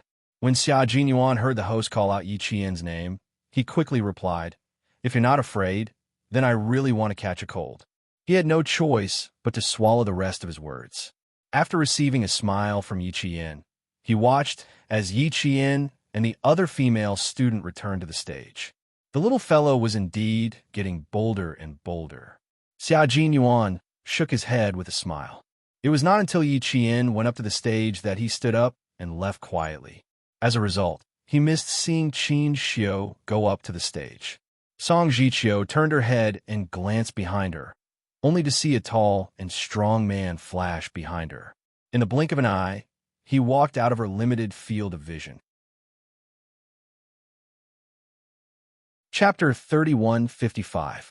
Just now, Wu Bingxing had said that Yi Qian's brother had come and wanted to sit with Yi Qian, so they had exchanged seats. However, he clearly remembered that Yi Qian did not have a brother. How could there be a brother coming to see her? Song Jiqiu, who knew Yi Qian's family background, became serious after hearing this. She immediately asked Wu Bingxiang about the man's identity. Wu Bingxiang said, "He's a major and showed me his pass, so I didn't ask any more questions." Yi Qian did not have parents. Or did he have an elder brother? Elder brother? Where did this elder brother come from? Just now, he had been sitting and could not turn his head to look behind him. Now, when all the performers went on stage to express their gratitude and all the students stood up, he took the opportunity to turn his head and look. Unfortunately, the lights in the venue were too dim, so he could not see the person's face clearly. He could only vaguely see a tall and slender man, the back of an adult man. Was he Yi Qian's brother? He did not doubt the man's identity, but wondered why he called himself Yi Qian's brother. The students who had won the best performance stood at the front of the stage and shook hands with the leaders. Yi Qian and Su Wen also shook hands with the leaders and were highly praised. When Qin Xiu was still in the front of the audience, Yi Qian had already seen him. Under the light from the stage, she only needed to raise her head slightly to see him. When he shook hands with Yi Qian all the way, the smile on his face became much wider. "I said before that I would come to the school to see you when I was free. I didn't expect it to be delayed until now. Previously, I felt a little regretful that I came so late, but today I only feel lucky to see your sword dance." Qin Xiu held Yi Qian's hand with a little force, but he did not hold it for a long time. He only held it for a few seconds longer than usual before he put it down. The sword dance was so shocking that it made me feel like I was watching a life-and-death battle on an ancient battlefield. I couldn't wake up from it for a long time. "Yi Qian, I've seen another side of you." Qin Xiu, who wanted to speak to Yi Qian, did not pause for even a moment. He finished speaking in one breath and even secretly adjusted his breathing. Yi Qian, on the other hand, was full of admiration for him. As expected of a diplomat, he could speak so much in one breath without pausing. "Thank you for exaggerating. I've only just discovered this side of mine. I didn't even notice it before." Because they were acquaintances, Yi Qian joked with himself. Su Wen, who hadn't shook hands with him yet, couldn't help but glance at him. She had clearly heard the introduction of the guest's identity. This guest was the counselor of the Ministry of Foreign Affairs. He was so young, and most importantly, he was so handsome. Su Wen, who had been paying attention, was already prepared to shake hands with him. Who knew that the young and handsome counselor of Foreign Affairs would say so much to Yi Qian? The music was so loud that she pricked up her ears, but she couldn't hear a single word. But one thing was for sure. Yi Qian knew this counselor of Foreign Affairs, and they were very familiar with each other. In the beginning, the counselor of Foreign Affairs only shook hands for a few seconds. Their lips moved slightly, and then it was over. But when it came to Yi Qian, after shaking hands for a long time, he spoke more, and the smile on his face became deeper. All in all, it was clear that the two of them were very familiar with each other. When it was her turn, Qin Xiu also politely said, "Thank you for your hard work. Your performance was wonderful." Then he politely walked to the next student. Chapter 3156. This difference in treatment. Boss. Su Wen, who had been waiting for the diplomat to say a few more words, was dumbfounded. Did the elegant diplomat not see the excitement in her eyes? She was Jane Eyre's good friend, roommate, and comrade. He actually dismissed her with just one sentence. So angry. What should I do? Before she even reached the team, Sue couldn't wait to ask Yi with a smile. Come, little Jane Eyre. Tell me honestly what the handsome diplomat said to you just now. I felt like he said a lot, but I was so stunned that I couldn't hear a single word clearly. Tell me how you met him. I can tell that you two are very close. Yi was in a hurry to ask for leave from the platoon leader so that she could go to Galaxy Plaza to find her comrades. Seeing that Sue wasn't going to give up until she answered, she said helplessly, I've known Qin Xiu since high school. We've known each other for so many years. Of course we're close. I'll go ask for leave from the platoon leader first. I won't be going to the roll call tonight. I'll go back to the dorm and see how things go. An old friend is here. You should keep her company. Go quickly. Qin Xiu will be attending as a special guest. It won't be a problem for you to ask for leave from the platoon leader. Yi explained, It's not him. Don't make wild guesses. I'll go look for the platoon leader first. You and he go back to the dorm together. Wasn't it the handsome diplomat? Who was it? Sue actually wanted to know, but since Yi didn't say anything, it wasn't convenient for her to get to the bottom of it. So, she said, then quickly go and apply for leave. You can leave the team alone when you get out later. It was impossible to leave the team alone in the venue. This was discipline. Yi rarely missed roll call because of personal matters. Plus, she wasn't going out. She was in school, so the platoon leader happily agreed. After the whole class lined up and left the venue, Yi immediately rushed to Galaxy Plaza. There was still a short distance between the venue and Galaxy Square. Yi who had originally walked quickly, started running in the end. She wanted to see Captain Xia as soon as possible. She wanted to see her comrade as soon as possible. At 9:10 a.m., Yi slender figure was running around the campus, while Qin Xiu was waiting for Yi to come over. Ambassador Qin Dingkong wanted to meet Yi so the school leaders sent students to look for him in class. Soon, the student returned, but there was no sign of Yi beside him. Qin Xiu, who had been waiting with joy, felt his heart sink. He didn't come? Was she aware of his unfinished words in Estonia? Was she avoiding him now? Qin Xiu clenched his fists tightly when he heard the returning student say, Yi just asked the platoon leader for a leave of absence. He said that he had an old friend coming to school and wanted to accompany them for a walk around the school. He was absent for roll call. An old friend came to school and asked for leave to attend roll call. Qin Xiu, whose heart had been heavy, suddenly brightened his eyes. Could it be that he was here for him? Soon, the light in his eyes dimmed again. That shouldn't be possible. In Yi eyes, he couldn't be considered an old friend. He could only be called a friend that they were familiar with, but not too familiar with. Therefore, Yi couldn't have asked for leave because of him. Ambassador Qin Dingkong secretly glanced at his son. When he saw Qin Xiu's gloomy face, he sighed softly in his heart and smiled at the school leaders. It seems that I'm late. It's okay. We can meet again next time. Political Commissar Zhong, it's getting late. I don't want to stay any longer. I need to go back to the hotel early to rest and catch the morning flight at 6 a.m. tomorrow morning. The matter between Qin Xiu and Yi was going to be difficult. If the young lady really cared, she would definitely come and meet Qin Xiu after not seeing Qin Xiu for so long. She knew about Qin Xiu's situation at school. Chapter 31:57. But she didn't. It could be seen that she didn't have Qin Xiu in her heart. Not even a little bit. Qin Xiu still wanted to wait. What if? Yi really asked for leave to look for him? Dad, it's snowing heavily outside. The hotel is still some distance away from the school. For safety's sake, why don't we stay in the school tonight? Qin Xiu suggested. He wanted to stay. If Yi didn't appear, then he would go and look for her. He couldn't keep dragging it out like this. He had to tell her his thoughts as soon as possible. He had to let her know what he meant. If it was really impossible, he had to let go slowly. Ambassador Qin Dingkong knew what his son was thinking, but he didn't make any arrangements beforehand. It was too rash to stay. Ambassador Qin Dingkong, who was still worried, heard Political Commissar Zhong say, "Counselor Qin is right. Why should we give up what is near at hand and seek what is far away?" Ambassador Qin, there is a VIP room in the school. If you don't mind, you can stay in the school tonight. Then, sorry to disturb you. For the sake of his son, Ambassador Qin Dingkong didn't refuse. He would stay for one night. He wanted to see if Qin Xiao and Xiao Yi were fated to be together. The small building where the VIP rooms were arranged was a little far from the venue.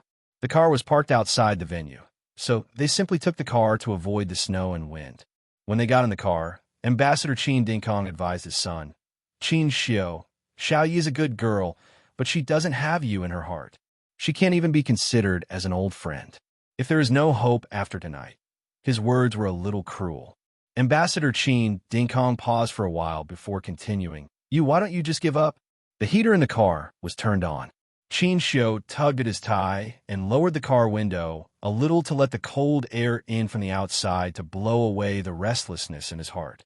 The car drove very slowly on the campus.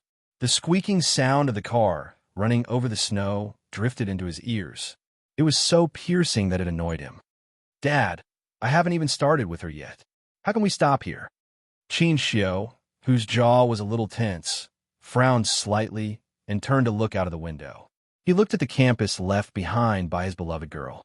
"If tonight is not possible, then I'll wait a little longer. Wait until she graduates." Ambassador Qin Dingkong did not try to persuade her again. Love was not something that could be persuaded. She had to figure it out herself. The car passed by the driveway outside the Milky Way Plaza. The snow-white headlights illuminated the road ahead, but they did not illuminate a slender figure running towards the center of the plaza. Xia Jinyuan, who had been chatting while walking, suddenly stopped. He turned around and saw a figure running not far ahead. Her figure ran very fast. Every step was as light as dancing on the snow.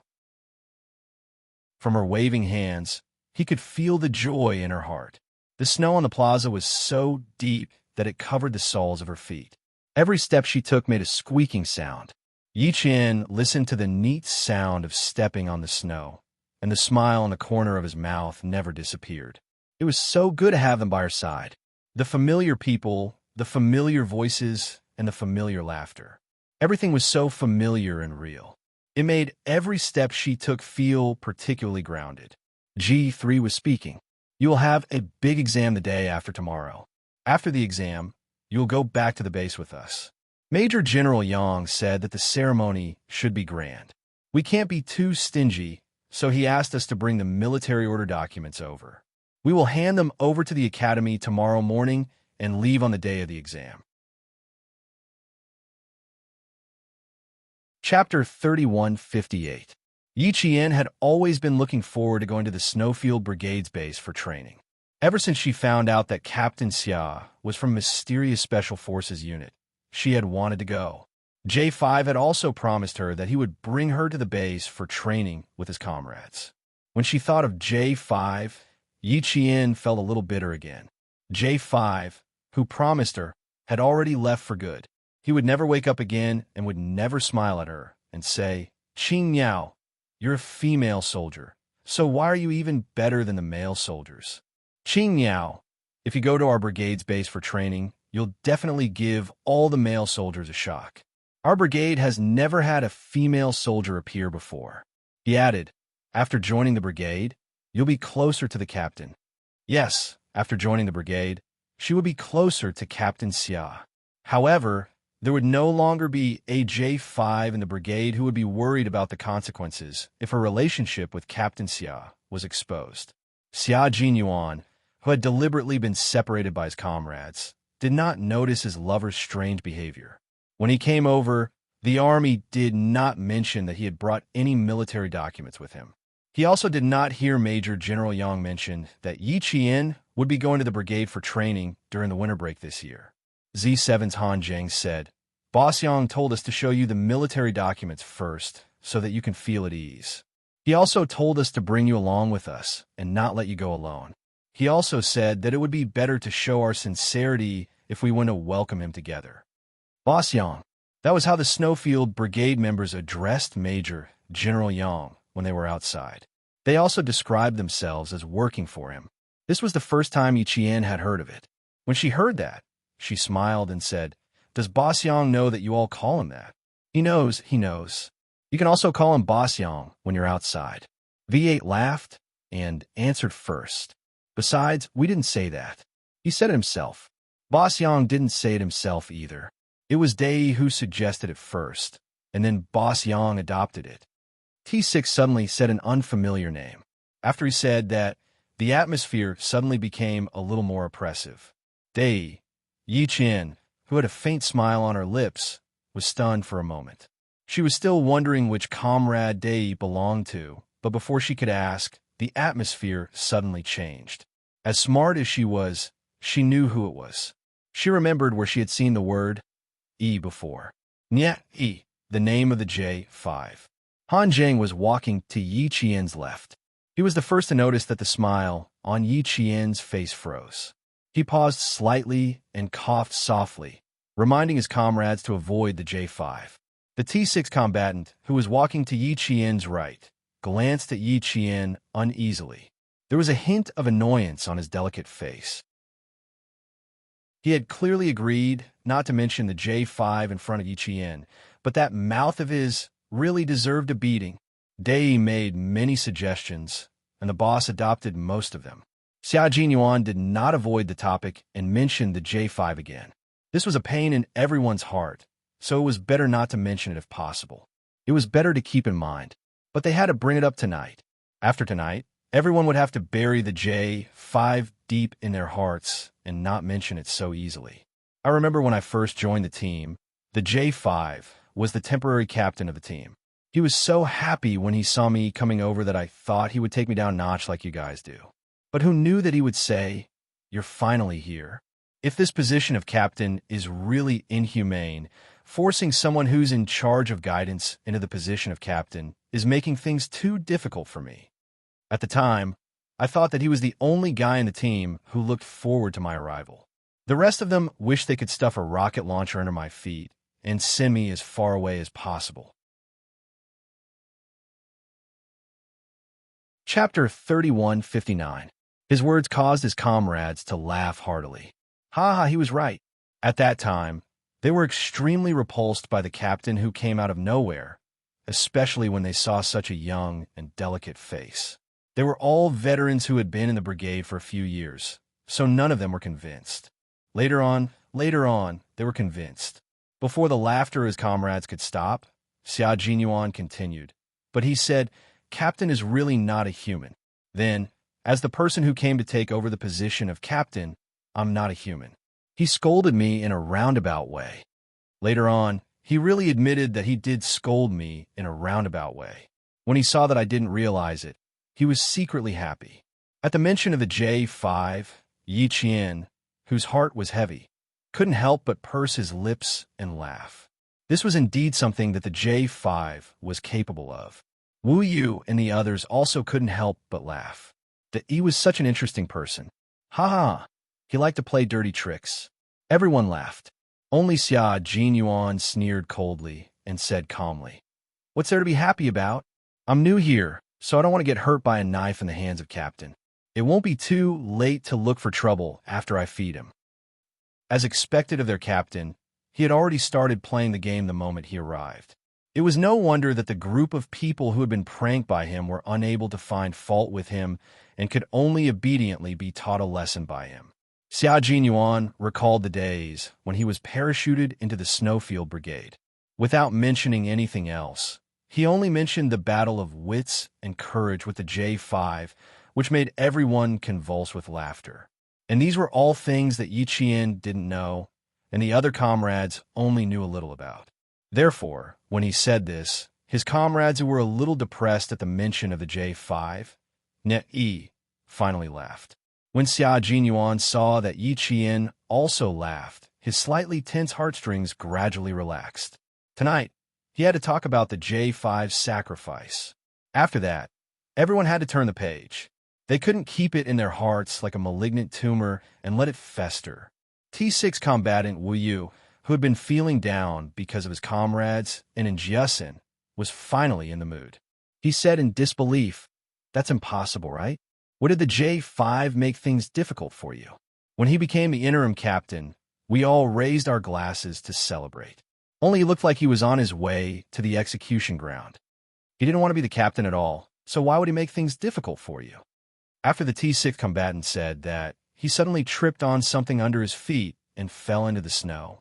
Luckily, Yi Qian, who was beside him, had reacted quickly and pulled him back up. "Are you all right? It's flat ground." "How am I tripping myself?" "It's clearly that bastard G3 tripping me." G3 didn't want to see their pig-like teammates anymore. Their captain would definitely make things difficult for them later. Him not liking the position of team leader has nothing to do with him testing me like you guys did. With that, Xia Jinyuan frowned and looked at Wu Yu with a clear and sharp gaze.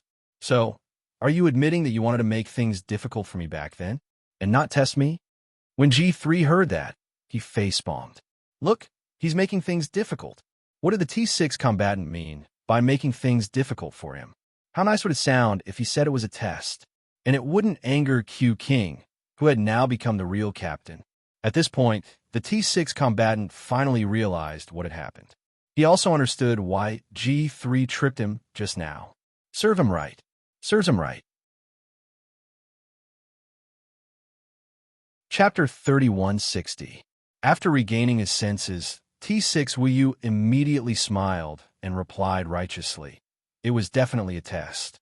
I used the wrong adjective just now.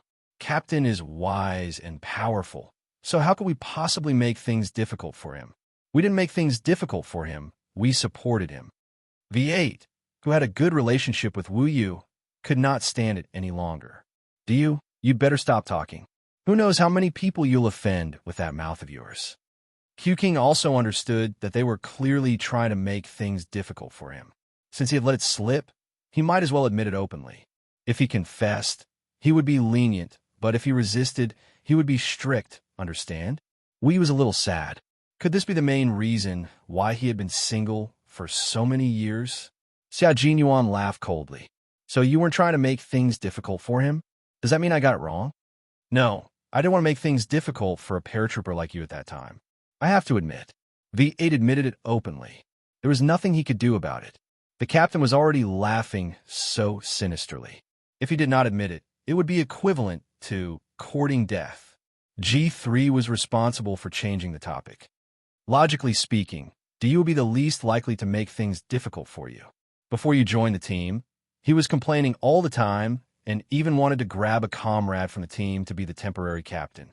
How could he possibly make things difficult for you?" Yi Qian, who was walking in the middle, heard this and smiled deeply. Look, these were her comrades. They were a group of very cute gentlemen, a group of righteous soldiers, and good men who could support the heavens. She did not laugh. When Xia Jinyuan, who had been observing her, saw this, he felt even more relieved. The other comrades were fine.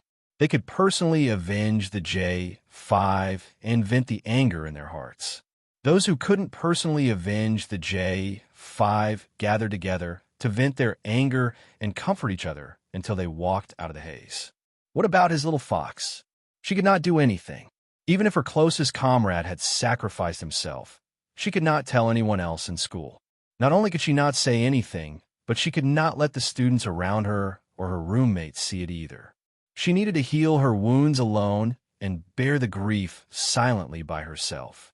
Fortunately, she found another way to mourn for her comrades and didn't let her suffer alone. The smile returned to Yi Qian's face. Xia Jinyuan, who was in a much better mood, finally answered G3's question. "Because you guys are his closest comrades. He needs to be on the same side as you guys, so he can't betray you. Since that's the case, even if he wants me, the captain, to come quickly, it won't stop him from being in the same camp as you guys and giving me something to do from time to time. The tricks he used to find trouble for me were much better than the tricks you guys used to find trouble for me. It took me almost half a month to think of a way to pull him to my side." As soon as he said this, everyone except Yi Qian fell silent for a few seconds before saying the same thing in unison. F asterisk CK. As for why he said F asterisk CK, Yi Qian thought he understood something. J5 liked to do things in the dark. Captain Xia was also someone who liked to do things in the dark. When the two of them combined their personalities, it would be strange if their comrades had a good life. I knew it. I just secretly climbed over the wall. You'll find out in 10 minutes. So he was the one who told on me. I finally understand why you found out where I hid the snacks at the base. He was the one who told on me. I even cried and complained to him. He even comforted himself with a righteous look and said he would come and crusade against you. F asterisk CK. It was all fake. Chapter 3161. Your snack eating problem was cured by Captain at that time. What the hell are you relying on? You should thank Captain properly. He rolled his eyes at V8 and said to Yi Qian, you don't know how much he used to love eating snacks. Every time he went out for a walk, he would buy a lot of snacks. What's even worse is that in order to cover up his sissy problem, he even hid the bag of snacks here and there. We were all punished for this. At the mention of all punished, everyone was reminded of this incident. They rolled up their sleeves and wanted to beat V8 up on the spot in Galaxy Square. Xia Jinyuan did not beat him up. Instead, he took the opportunity to pull Yi Qian to his side so that there was no longer a human obstacle between them. You want to beat me up? Look at what Captain did. He took advantage of the chaos to pull Yi Qian to his side. We were all fooled. V8, who had been chased to the point of covering his head and fleeing like a rat, unintentionally glanced over and saw that the two of them were now shoulder to shoulder. They even took the opportunity to hold hands. He immediately started howling. Too sinister. Too sinister. His comrades who realized what was going on thought viciously, but they did not dare to say it out loud. They had no choice. After all, the two of them were boyfriend and girlfriend. It was normal for them to hold hands. It was just that they felt a little stifled. They also wanted to hold hands. Do you come? Let's hold hands. V8 reached out his hand, his heart full of worry. Let me try holding hands. You won't feel anything when you hold hands. You'll only feel something if you use another method. Han Zheng, who used to be a womanizer, smiled as he imparted his experience. You have to find a woman first. It's no use looking for Wu Yu. He can't give you that kind of feeling. F asterisk CK, old hooligan, pervert. A few curses were heard at the same time, expressing their deep disdain for Han Zheng. This guy who had several girlfriends in the past was really something. He could show them off anytime and anywhere. He was so unlikable. Yi Qian looked at his comrades, who were laughing in the snowy night. The smile on his face couldn't help but lighten up. Xia Jinyuan, who was holding her hand, looked at the laughing comrades in front of him and said softly, J5's real name is Nya. We call him Da when we're outside. V8's real name is Yang Shulin. T6's real name is Wu Yu. G3's real name is Inro. Z7's real name is Han Zheng. Other than Han Zheng, I only found out the other people's real names this morning. We're not allowed to use our real names in the team. Everyone uses code names. When we're outside and not on a mission, we won't use our real names. Just like Niet E, we only call him to E. V8 calls him to Su. This is the rule of the Snowfield Brigade. Until now, many of our comrades have already forgotten each other's real names. They are most familiar with their code names. Yi Qian restrained a smile at the corner of his mouth. After a while, he said in a low voice, I found out about J5's real name in that way. Captain Xia is actually quite cruel. Wasn't it cruel to only find out a comrade's real name after he sacrificed himself? That's why I suggested to Mr. Yang that we should at least know each other's real names. We can't not know our comrades' real names because of our profession. Mr. Yang agreed. When you go to the team during the winter break, you'll know more of our comrades' real names. Yi Qian nodded lightly and didn't say anything. It was as if he had nothing to say. Chapter 3162. The atmosphere, which had finally livened up, became a little gloomy again. The J5 was like a minefield that couldn't be touched. Once touched, Yi Qian's mood immediately soured. Xia Jinyuan was determined to get rid of this minefield tonight. Your dance was very beautiful. I saw it. Daron and the others also saw it. Before you came, we had already discussed it for a long time. We all knew what you wanted to express. Yiqian, you're really amazing. Without us by your side, you used a different method to get through it all by yourself. All of us admire you greatly. We are all saying that if it were any one of us today, I'm afraid we wouldn't be able to do what you did.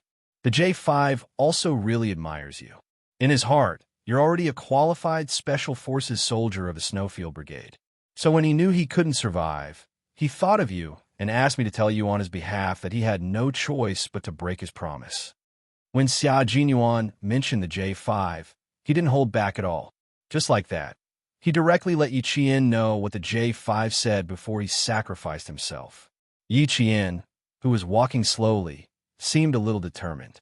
In the end, he simply stopped and stood firmly in the snow. He raised his head and looked at Xia Jinyuan with his dark eyes. He asked softly, when the J5 left, did he say anything else? He did. When we found him, the first thing he said was that if he left, he couldn't hide it from you. He had to tell you that he left and that he was very sorry for breaking his promise. That one sentence made Yi Qian's eyes sting. Xia Jinyuan held her hand tightly and said very slowly, although he broke his promise, he still remembered you before he left. Yiqian, I hope you'll remember him well. Remember that he didn't leave, he just retired from the military. We'll carry on what he didn't finish and finish it for him. And you, as his comrade, have the same responsibility to finish what he didn't finish. When he left, he was lying in my arms. We sang farewell to my comrade together. This song is sung every year when he retires from the military. He wanted us to sing it because he wanted us to not miss him too much. This time, he was just leaving the military and we can go visit him whenever we miss him. He also wanted us to know that he would always think of us and hope that we can take care of ourselves. Yi Jian, we've avenged the J5. We've destroyed their lair and didn't let a single one of them off.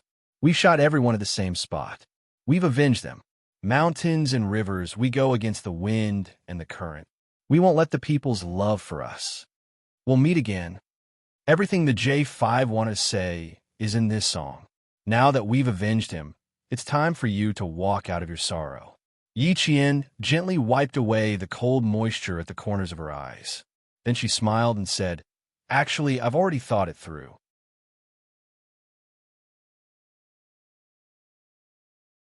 Chapter 3163. Xia Jinyuan raised his hand to wipe away the cold tears at the corners of her eyes and asked her, do you still remember what I said to you one year when you passed through the jungles of Yun Province and encountered Su Yu's team on a cleanup mission? A scout named Xiao Ji sacrificed himself. Do you remember what I said to you?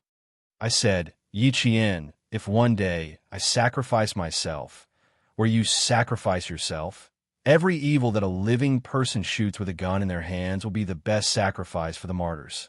Yi Qian, you must remember my words. You must remember them well. None of us can guarantee that we will return safely after every mission. We sacrifice ourselves, but at the same time, we protect this land that we love. This is the case for the J5. Yi Qian, why did the J5 say that we must tell you if he passes away? With your intelligence, you must know his good intentions.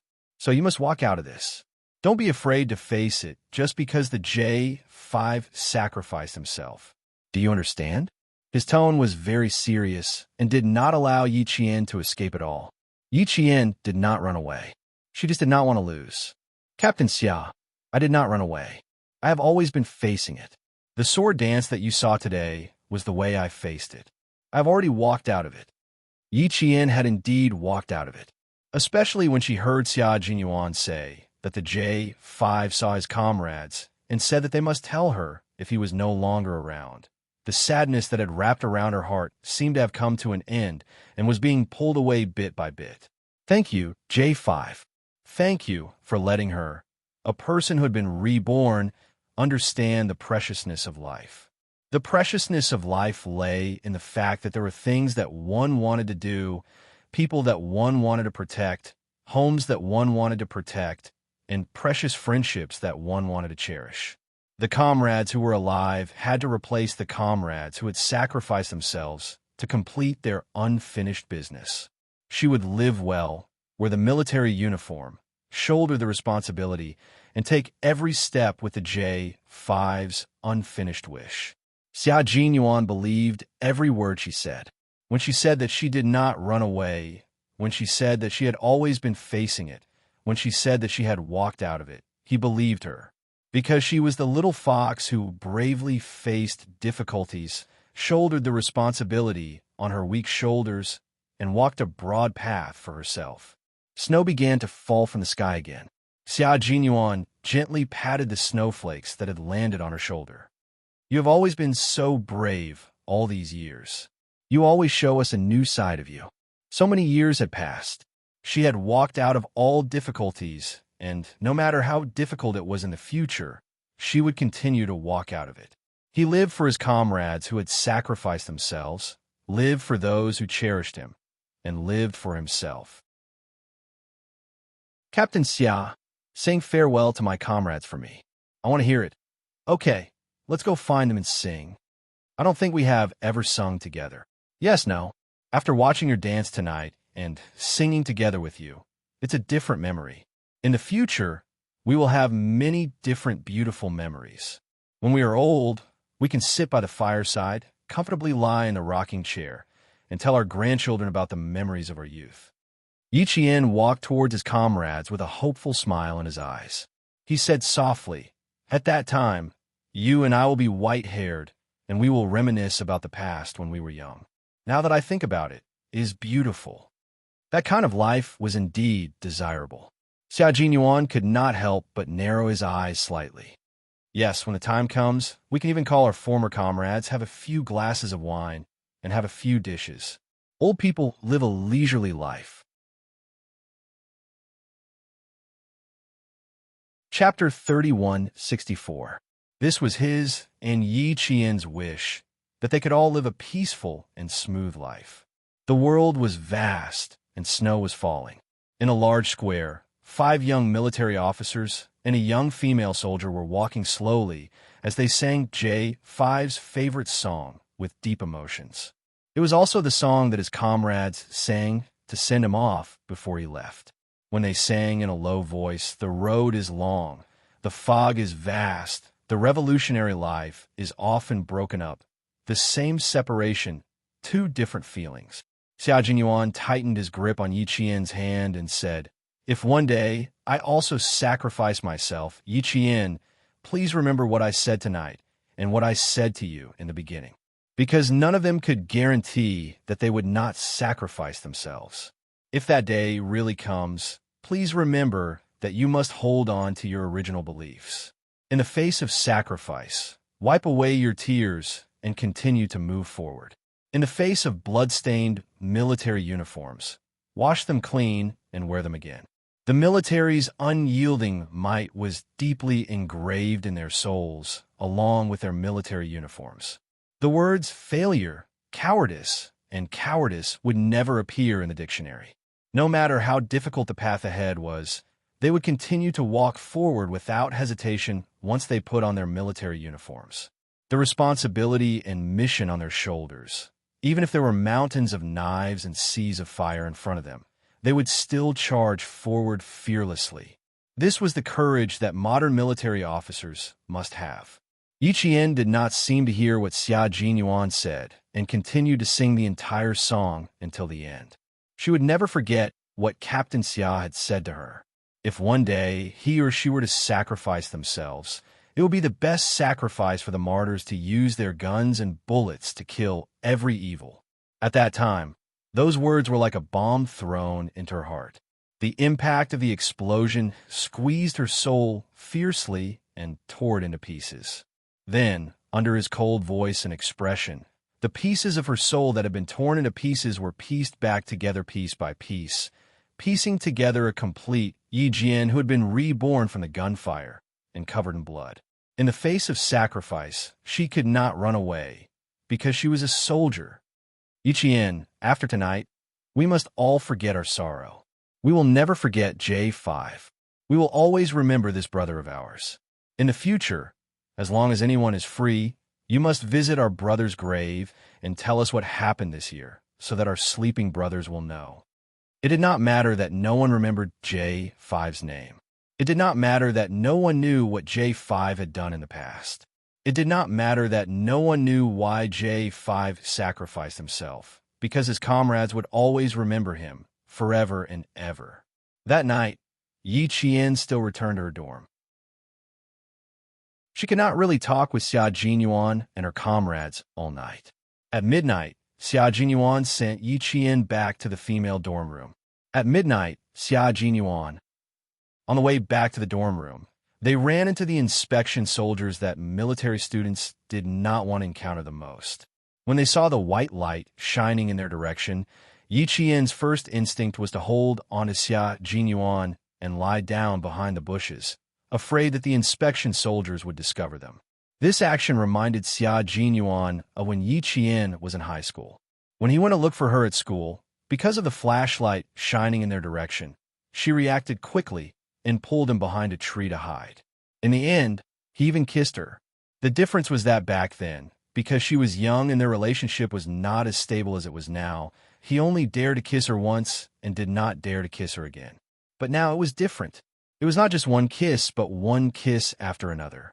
Perhaps he did not have as many scruples as before. Both families already knew that the girl in his arms would become his wife, so if there was a chance, he would kiss her quickly. Chapter 3165. You want to kiss me when we go to the base in a few days? Don't even think about it. It's hard to even hold hands. This time, Yi Qian didn't reject him like she did before. She also wanted to hug him tightly. Gently, gently. Don't roll in the snow. It'll leave evidence. This time, it wasn't Yi Qian's voice, but Captain Xia's. He did not expect to kiss her again and again. Then, before he could explode, Yi Jian, who had always been reserved and shy, suddenly threw herself at him. Fortunately, he was steady and did not fall directly into the snow. He hurriedly supported himself with one hand and supported both of their bodies. Yi Qian didn't respond. Instead of calling a kiss, it was more like kissing and nibbling. It was fast and fierce, with a sense of ferocity. Xia Jinyuan couldn't resist it. How was this a kiss? There was no technique involved. It was just nibbling. His lips were bitten by her. Xia Jinyuan, who had one hand on the snowy ground to keep the balance of their bodies, suddenly felt the pain and gasped. Even so, Yi Qian didn't stop with her fierce, cruel, and fierce kissing and nibbling. There was no technique involved. She nibbled wherever she wanted. Xia Jinyuan couldn't bear to reject her eagerness. In fact, she was still afraid. She was afraid that there would be more sacrifices. She was afraid that she would hear the news of his sacrifice one day. How could he not be afraid too? Everyone was afraid. No one wasn't. But no one could retreat because of fear. If they retreated because they were afraid of seeing sacrifices, they didn't deserve to be soldiers. They didn't deserve to wear the military uniform they were wearing. Someone had to sacrifice their life. Someone had to charge and break through enemy lines. Someone had to use their flesh and blood to stop the enemy. Someone had to stand up and protect this beautiful land from being trampled on. And these people were the ones wearing the military uniform. A soft sigh disappeared between his lips. Xia Jinyuan switched to his hands to support the weight of both of them and responded to Yi Jian's hurried kiss. Little fox, don't bite me so hard. I still have to meet someone tomorrow. It's fine if I hurt my mouth, but my face. I shouldn't bite too much. If I really bite until it turns purple, will you and the others will laugh at me tomorrow. They won't just laugh at me for a while. They will laugh at me for several years. Come, let's change to a gentler method. Get off me first, I'll teach you. The two figures lying in the forest got up from their initial squatting position. They found the best hiding spot and started another round of kissing. This time, Xia Jinyuan was in charge. During the kiss, Yi Qian was not irritated at all. After the kiss, her heart felt warm. As she walked out of the woods, she saw the bruises on Xia Jinyuan's lips and the bruises on his neck. Suddenly, a fire seemed to rise from the bottom of her feet, burning her face and ears.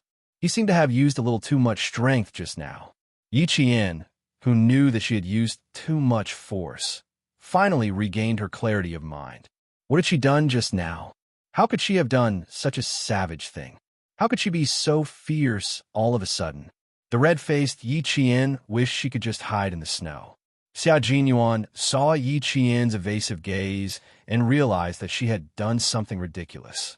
He touched his lips and his deep eyes flickered. Then, he leaned closer to Yi Qian and asked her, "Can you help me see how many bruises are on my face? Do you want me to take care of them?"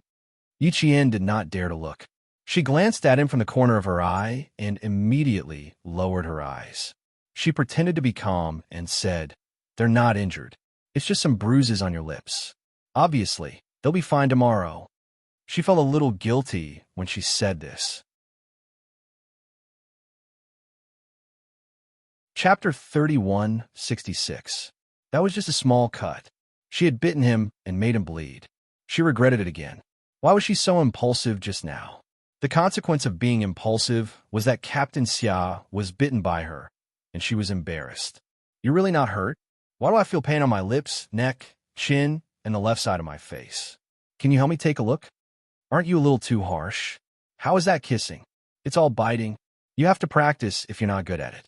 Practice a few more times, and you won't get hurt the next time." Like this, as she spoke, she took the opportunity to kiss Captain Xia again. "Didn't you say your mouth hurt? Why are you still kissing?" Yi Jian was still thinking about the wound on his mouth. Xia Jinyuan had already sealed the corner of her mouth with his lips, making her kiss his mouth with her words. "His little fool, what's a little pain? A man bleeding is nothing. I'll bear with it." This time, Yi Qian was obedient and was not as anxious as before. The two of them could finally kiss normally. The two of them kissed for a while more before returning to the dormitory. After returning to the dormitory, Yi Qian quietly lay in bed and laughed to himself. How embarrassing. She had bitten Captain Xia. She had to practice if she was not good at it. It seemed that she had to practice more. It couldn't possibly bite him all the time, right? She didn't know how she was going to explain to Wu Yu, Han Jing, and the others. G3 Yin Rong and V8 Yang Shulin were fine, but Wu Yu and Han Jing were not easy to deal with. Forget it, forget it. That was Captain Xia's problem. It had nothing to do with her. Sleep, sleep. Yi Jian, who was secretly happy in her heart, held her burning hot face and twisted a few times in the quilt like a fried dough twist. Then, she calmed down and lay down to sleep. Xia Jinyuan would not explain too much to his comrades. After he returned, he went back to his room to rest. Even if he wanted to explain, he would have to wait until tomorrow. How to explain? It was simple. It was a kiss. Let them be envious. Comrade Xia Jinyuan, whose face was injured, was so happy that he even whistled softly before lying down on the bed and falling asleep. Qin Xiu was the only one who didn't sleep. He sat quietly in the room with his eyes closed. He seemed to be asleep, but also seemed to be thinking about something. She didn't come. The girl he wanted to meet didn't come. She said she was going to see an old friend, not him, Qin Xiu, but someone else.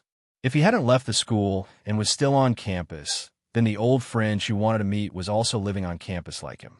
An old friend who could stay in the school couldn't be an ordinary person, but someone who could sleep in the school. For some reason, he could only think of one person. The man who used his actions to declare his sovereignty. Xia Jinyuan. The only person he could think of was Xia Jinyuan. If it was really him, how coincidental would it be for him to visit Yi Qian on the same day as Xia Jinyuan? Was it really as his father had said, that he and Yi Qian were not fated to be together? Were they really not fated to be together? No, he couldn't just accept it like that. He had to find out more. Qin Xiu suddenly opened his eyes and stood up from the chair. He would go and ask Yi Qian tomorrow. She would have to do morning exercises tomorrow, and he would wait until she found out. If she was really with Xia Jinyuan, the only thing he could do was turn around. The only thing he could do was turn around and silently wish her well.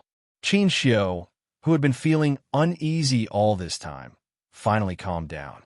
Instead of worrying about personal gains and losses in the room, he might as well cut the Gordian knot.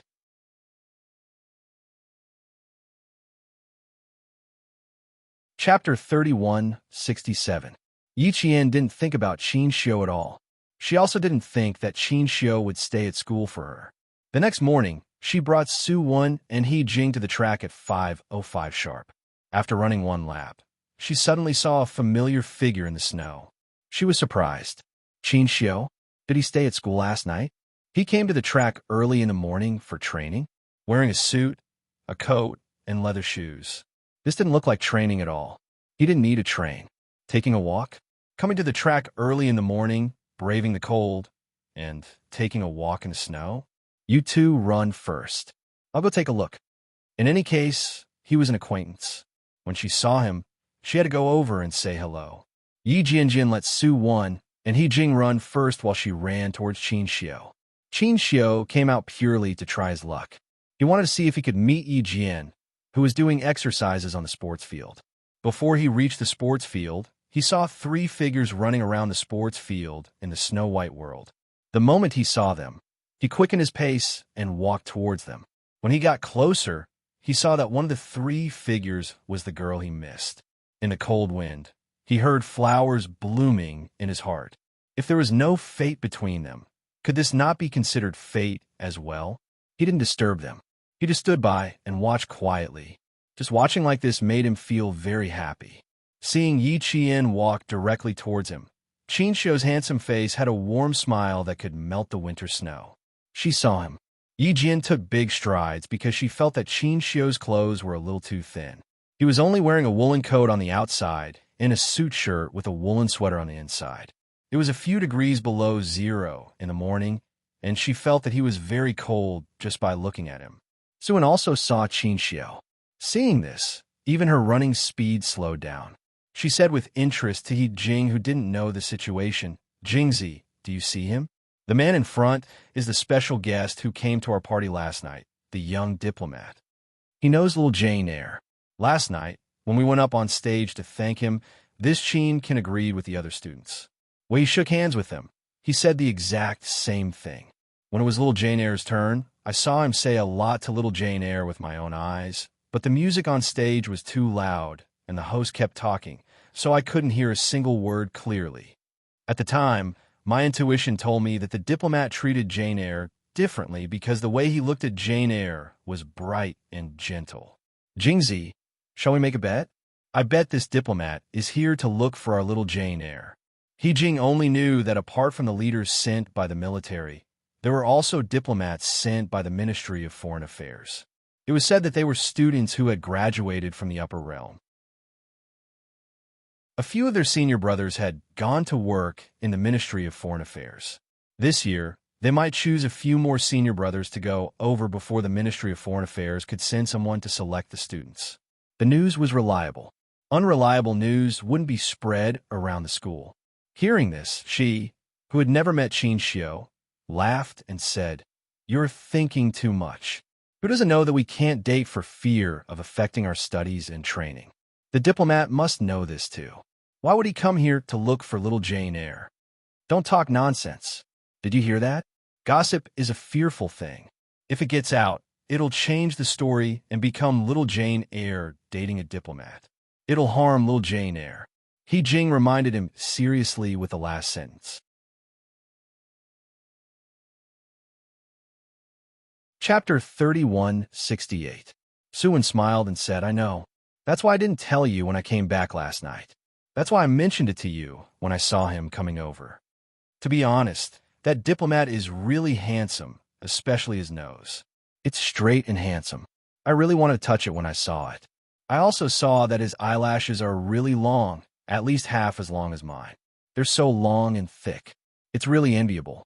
If he really likes our little Jane Eyre, that's good too. They're a perfect match." Hee-jing saw that she was getting more and more ridiculous. She glared at her and said in a deep voice, "Stop talking. The more you talk, the more ridiculous it gets. No matter how perfect they are, nothing can be leaked. How many people in the school know little Jane Eyre? Almost all the students in the school know her. Needless to say, almost all the school leaders know her. The last time we lined up, she went to do something with the team leader. A team leader from another team happened to pass by and asked, 'Why didn't I see Yi Qian lined up today?' Even the other team leaders know Yi Qian. If something is leaked, won't the whole school know about it?" At that time, Jane Eyre won't be able to say anything. No matter how she tries to explain, it'll be in vain. You can only say these words in front of me. You can't say it outside. Do you hear me? Although Sue had changed a lot, her temperament in the first year was too jumpy. She was a delicate young lady. Other than her academic results, she was really good at other times. Sometimes she spoke as she pleased. Even though she had changed a lot now, He Jing, who had always been steady, did not feel at ease with her. It was still necessary to remind her. I won't say it, I won't say it. Don't worry, don't worry. If this kind of thing really gets out, I know it will harm little Jane Eyre. It's not easy for her. She has to rely on herself. As her comrade in arms and good friend, how can I say anything? Sue was not angry at being warned. She had no choice. She had done too many wrong things in the past. She jogged and replied with a smile. This kind of thing can only be said between us. I won't tell anyone. It's good that you know. Little Jane Eyre didn't say anything herself, so we can't make wild guesses. I don't think she has the heart to fall in love, nor will she fall in love. She trains so hard every day. Even the instructor said that her training is comparable to the training of the soldiers in the field. Do you remember what Jane Eyre said she was going to join? She said that she wanted to go to the front line, and the brigade commander even praised her for her ambition. She's so busy every day and only wants to go to the field. How can she be in the mood to fall in love? Even if that diplomat is very good and outstanding, it's nothing compared to her future. We can't drag her down, understand? He Jing admired Yi Qian the most. She called Yi Qian little Jane Eyre every day, but in her heart, she really regarded Yi Qian as the leader of the class, the big sister. She dealt with things reasonably and was very generous. Everything she did was open and above board. If there were difficulties, she would do it. If there were no difficulties, everyone would do it together. In any case, she would not let herself walk in front alone. She worked hard to pull the rest of the class to the front. Although the physical fitness results for this semester were not out yet, the instructor had already revealed that the class results were good. They were not at the bottom of the brigade. He emphasized that Yi Qian's contribution to the class's good results could not go unnoticed. It could be said that Yi Qian was the focus of the school's training. Her future was limitless. With such a bright future, it would definitely cause an uproar in the school if it was spread that she was in a relationship with a diplomat. Sue also knew in her heart that if she had not seen the young and handsome diplomat appear today, she would not have mentioned this to He Jing. Chapter 31:69. However, in her heart, she still thought that the two of them were quite compatible. Look at the two of them walking together. The man was tall and slender, while the woman was valiant. They were a match made in heaven. But He Jing was right. It was nothing compared to their future. Yi Qian had worked hard to get to where she was today. She couldn't ruin everything because of a relationship. It would be better if she wasn't a famous person in school, but because she was, and the brigade commander once said that she had the power of a role model, she had to be more careful. There were no written rules forbidding relationships, but all the students knew not to touch them. Even if they did, they had to endure it. Like Yi Qian, it was better to forget about it. Endure it. You have to endure it. The two roommates thought that Yi Qian wasn't in a relationship, but in reality, Yi Qian was really in love.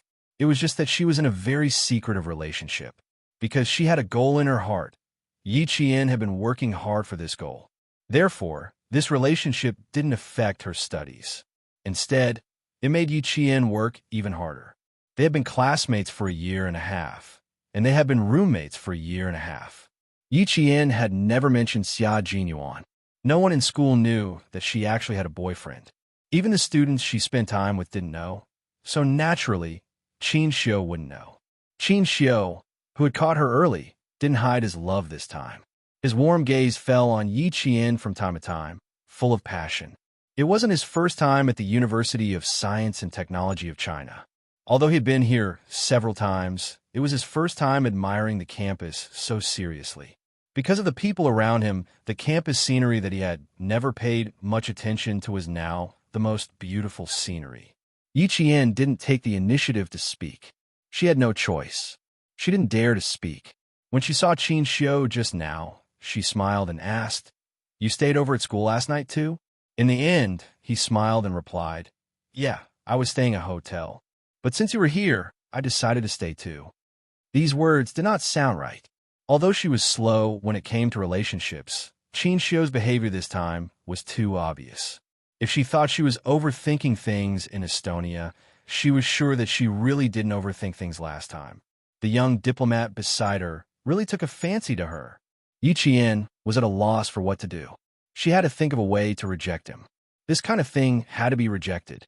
As long as he opened his mouth, he had to reject it. If he didn't say anything, she had to make her feelings clear. She couldn't be vague about it. He could not avoid the problems that had arisen. He could only solve them. Soldiers were swift and decisive. Even in the face of sudden romantic luck, they could still play a very good role. After walking along the playground for more than 100 meters, Qin Xiu pointed at the campus path in front of them, which was covered by trees. "Let's take a walk over there. I have something on my mind to tell you." Yi Qian looked in the direction he was pointing. There were many big trees in the campus, and they were all arranged in rows. The trunks were thick and strong, so walking among them was quite concealed. It was a good idea to talk over there. It was 5:20 p.m. now. The entire school would be out for exercise later, and the students would all come over. She could take the opportunity to clarify some things before the students started their exercise and quickly disperse to avoid any misunderstandings. If Yi Qian didn't know that Qin Xiu had feelings for her, she wouldn't have such a guilty conscience. Because she knew, she was already thinking of how to avoid arousing suspicion. Her real lover was also in school. After a long time, the students would naturally realize that it was a misunderstanding. But she didn't want to be misunderstood by the person she loved. Chapter 3170. Of course, she had to avoid this kind of misunderstanding that could be avoided. It was 5:30 in the winter, and the surroundings were gray. Only the faint light from the pure white snow illuminated the outline of the campus. It was very quiet, and only the occasional sound of snow falling could be heard. The two of them stepped on the snow side by side. Before they could say anything, two classes of freshmen walked over with shovels and brooms. They were in charge of clearing the snow in this area, and they had to start working now. Seeing the two people walking in front of them, the students of the two classes didn't pay much attention to them. A class monitor walked to Yi Jian's side and saluted his senior sister. He smiled and said, "Senior Sister Yi, the students of our two classes are responsible for this area. We might be a little loud later. Please forgive us." After a semester of training, the freshmen already had the mold of a soldier. Their words and actions were no longer naive like they were when they were students, and they were more mature and steady. Yi Qian smiled and said, "Don't mind us." After the class monitor left, Qin Xiu smiled and said, "You must be very famous in school. Even the freshmen know about you." "I'm not really famous, but I'm often called out by the instructor during training and compared to this and that. After a while, my simple name has been etched in the hearts of most students." Yi Qian answered dryly. After she finished speaking, she smiled and said, "I'm going to finish my exercise soon, so I can't walk too far with you." She was reminding Qin Xiu to hurry up and say what he wanted to say so that they could leave. Qin Xiu didn't know whether to laugh or cry at her blunt words, but when he thought about what he wanted to say next, he felt a little embarrassed. He covered his fist with one hand and coughed before saying, "I was still thinking about how to say it. After all, this is my first time doing something like this, so I don't have any experience. I don't know what the consequences will be if I say it. I even called for help this morning to see what I could say to increase the success rate. In the end, my friend told me that there are only two outcomes after I say it. One is success, and the other is that we can't even be friends. It's very risky, so I have to be very careful. I don't want to have serious consequences where we can't even be friends." Yi Qian wanted to laugh when she heard this, but she felt that it wasn't appropriate to laugh now, so she held it in. But how was she supposed to respond to this? She realized that she couldn't answer the call, so she decided to remain silent. Qin Xiu was already too embarrassed to look at Yi Qian. Nguyen Yuan's gaze, which would have landed on Yi Qian's face, was now looking straight ahead. Due to his nervousness, he was able to talk and laugh in the face of another country's difficulties. The calm and composed Qin was so nervous that his back was tense. Even his slender hands were clenched into fists and hidden in his sleeves. Yi Qian, do you still remember that I said I would come to school to look for you? Yi Qian grunted softly before saying, I remember. The last time I came back with you, I wanted to come back earlier. But I didn't expect to see you in Estonia again and again because of work. At that time, I thought that it must be fate that brought us together so suddenly in a foreign country. At that time, I was impulsive and wanted to say what was on my mind. But in the end, it turned out to be a pity. I was just a minute away from saying what was on my mind. Qin Xiu stopped in front of a large tree. When Yi Qian stopped as well, he lowered his head and looked at Yi Qian with eyes as gentle as water. He walked over slowly, as if he was afraid of disturbing Yi Qian. Yi Qian, what I'm going to say next is not something I'm rash about. It's something that comes from the bottom of my heart. Can you please give me 5 minutes? I won't delay your exercise.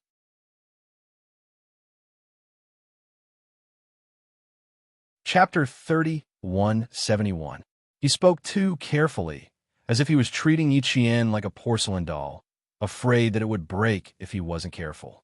Actually, Qin Xiu was just worried that if he really said it out loud, they wouldn't even be friends anymore. Yi Qian was waiting for him to say it out loud so that she could reject him. Okay, go ahead, I'm listening. She nodded with a faint smile on her lips, waiting for Qin Xiu to say something next.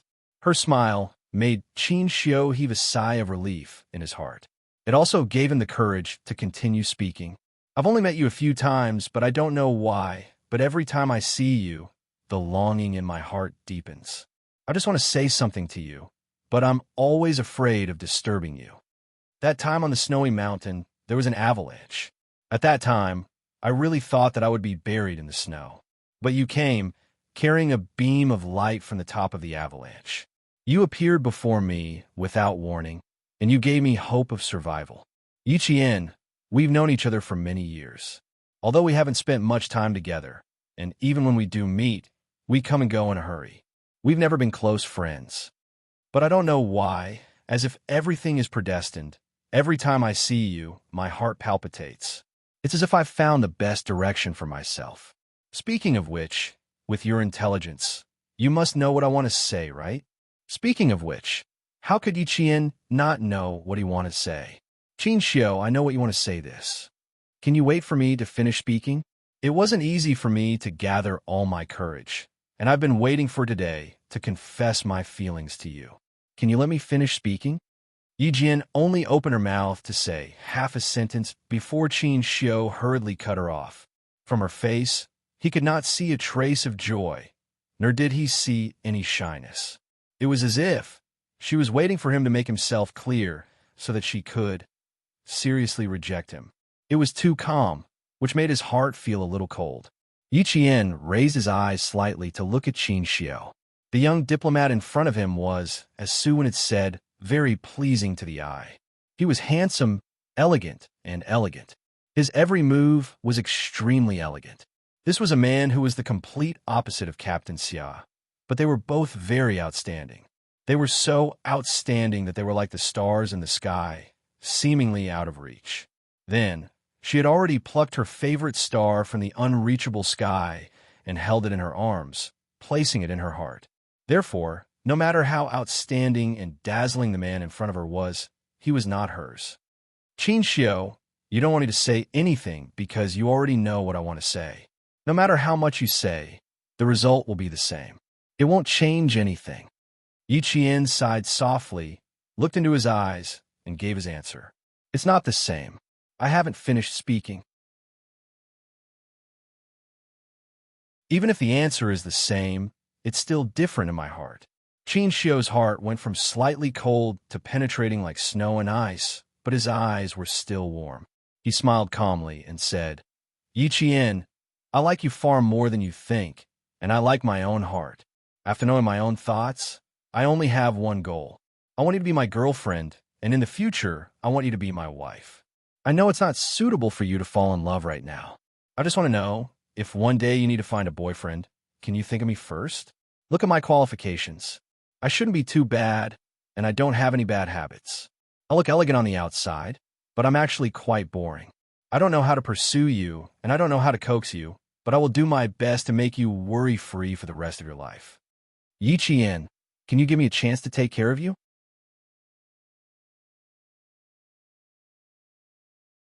Chapter 31:72.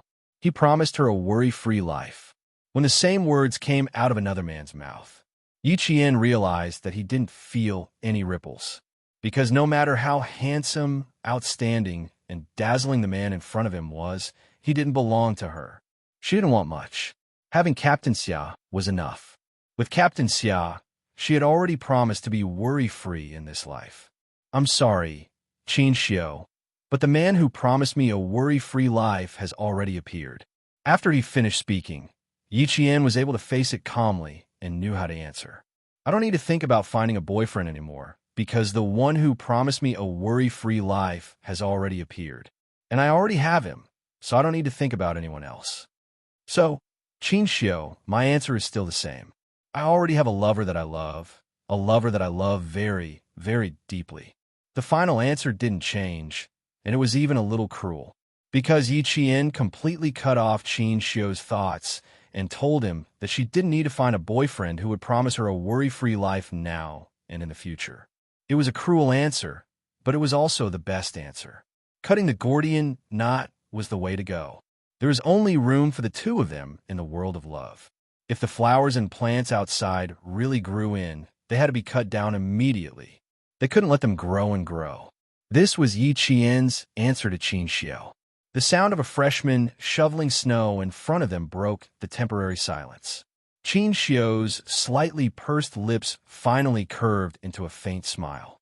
Actually, on the day at the Estonian embassy, I already had an answer in my heart, but I didn't want to give up. I want to come back and ask you again. Was it Xia Jinyuan? I can't think of anyone else other than him. Yes, it was him. Yi Qian nodded and admitted, he's very good. I like him a lot. He was still one step too late. Qin Xiu smiled bitterly. It seems that I'm indeed one step behind. If I had been honest earlier, the result might have been different. No, Qin Xiu, you're wrong. No matter how much time has passed, even if I didn't meet him and met you earlier, there's still no answer between us. She didn't even have the thought of sending Qin Xiu any consolation. She was so cruel that she was almost heartless. I understand. I should be the one apologizing. I'm sorry, Yi Qian. I've disturbed you today. Qin Xiu knew that he should leave. The girl he loved clearly rejected him and did not give him any chance, not even a chance to trace back. This is good. Now that he had gotten his answer, he could let go. I hope my confession today didn't cause you any trouble. At the same time, I hope we can still be friends in the future. This was his last request. Of course we can still be friends. However, I hope we can keep some distance between us before you find a girlfriend. I think this will be better for both of us. Every sentence was very cruel. Not only was there no hope, she even wanted to keep a distance. Qin Xiu's heart was cold. Okay, I understand. It's almost time for your exercise. I'll send you back to the field. No need. Go back and rest for a while. I can go back by myself. She should keep a distance from him from now on. If she wanted to reject him, she should reject him directly. Why did she still want him to send her to the field?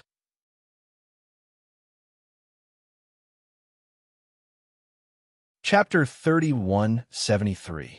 Don't give others false hope. It's the same for everything.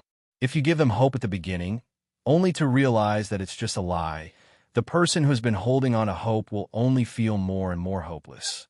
I've already experienced this feeling in my previous life. Qin Xiu didn't take another step forward. He stood in place and said to Yi Qian, "Okay, then you go first. I'll walk around the school. I've been here so many times, but I've never really appreciated your school. This time, I want to take a good look. After all, I might not come here again in the future. This was equivalent to telling Yi Qian, "Don't worry, I won't pester you." Yi Qian nodded lightly and looked at Qin Xiu calmly. "Goodbye, Qin Xiu. Goodbye." It was an indifferent and normal goodbye.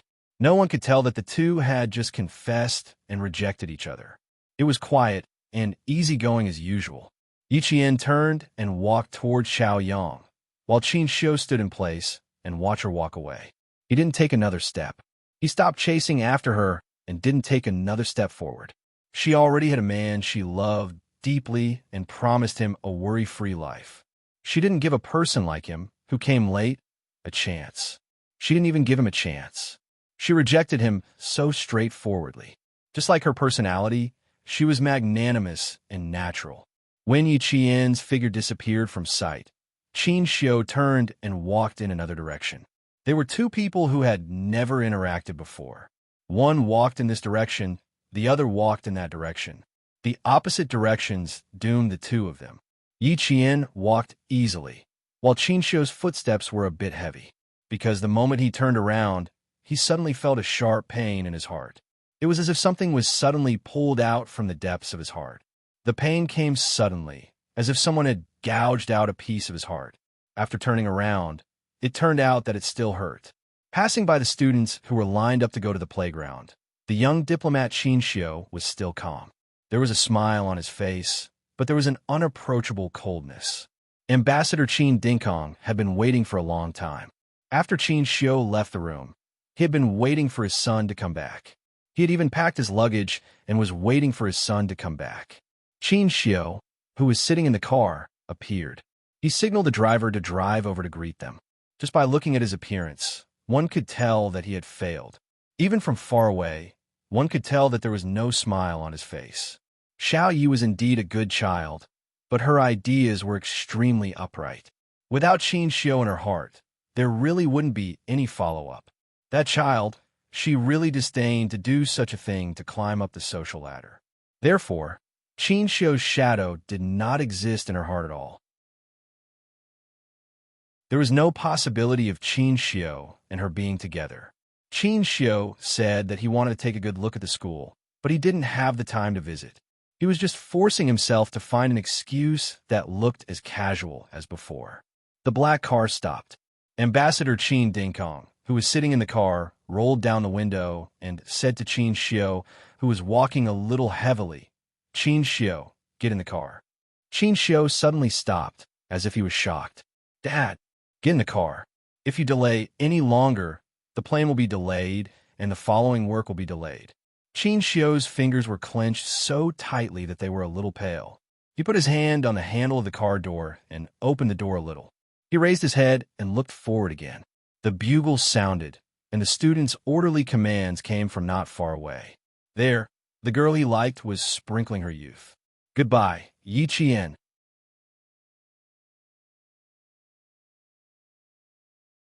Chapter 3174. Qin Xiu opened the car door, got into the car, and closed the door quickly and cleanly. As the door closed with a bang, the inside and outside of the car were two different worlds. From now on, there would be no more worries. "Goodbye, Yi Qian." Ambassador Qin Dingkong already knew the result without asking, but there were some things he still had to remind him. "Qin Xiu, even if you are rejected, you have to maintain your gentlemanly demeanor. You have to be able to fulfill someone's wish. You have to know how to give up, how to be willing, and how to keep your distance. Don't cause trouble for others. Qin Xiu, these are the things you have to do after being rejected. Do you understand?" Even if he was rejected, he must not lose his gentlemanly demeanor. Qin Xiu looked away, pursed his lips, and smiled faintly. "Dad, I still have the basic demeanor of a person. She has someone she likes. As a friend, of course, I will give her my blessings. I will not resent her for not being able to get what I want, nor will I deliberately destroy her relationship with another man. I still have the moral integrity of a person. You don't have to worry about me. I have already told Yi Qian that I will not disturb her or get close to her in the future. I will maintain a gentlemanly friendship. If I meet her, I will nod, smile, greet her, then turn around and walk away. I will never do something as unprincipled as snatching someone's love." As his father, Ambassador Qin Dingkong was very satisfied with his answer. That's right. A real man should be able to let go of things. If you are willing to part with them, you can also tolerate them. He was indeed Qin Dingkong's son.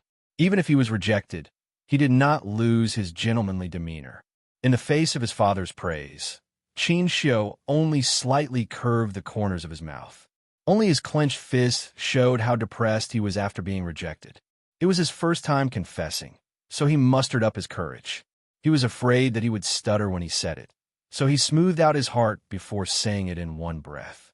He had to maintain his composure, but he was still a little depressed and frustrated. But so what?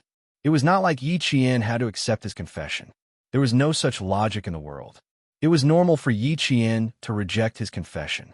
She had a boyfriend.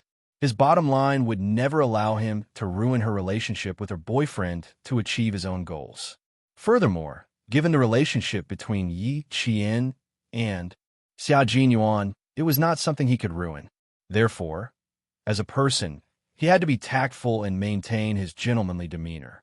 If he was rejected, he had to let it go and maintain an appropriate distance. Ambassador Qin Dingkong's gaze swept past his clenched fists. His gaze was calm, and he no longer tried to persuade him. Knowing the bottom line, knowing the beauty of helping others, also knowing self-control. Since he had started it himself, he had to finish it himself. No one else could interfere. The black car slowly drove away. In Rong, who was standing not far away, said in surprise, "Isn't that the diplomat, Qin Xiu? Why is he at school? Did the diplomat come from the sports field, taking a walk in the middle of winter?" The 8 Yang Shulin was even more surprised. "You woke up earlier than us." He came to school and woke up earlier than them because he was here to look for someone he should not be looking for. If it was J5, he would immediately realize that he was the only comrade who knew that Qin Xiu also liked Yi Qian. Xia Jinyuan, who understood, said calmly, "He is a special guest invited by the school to watch the gala. You guys came uninvited." A second later, he received a letter of challenge from his comrade. The words were too unacceptable. Could they still be good brothers?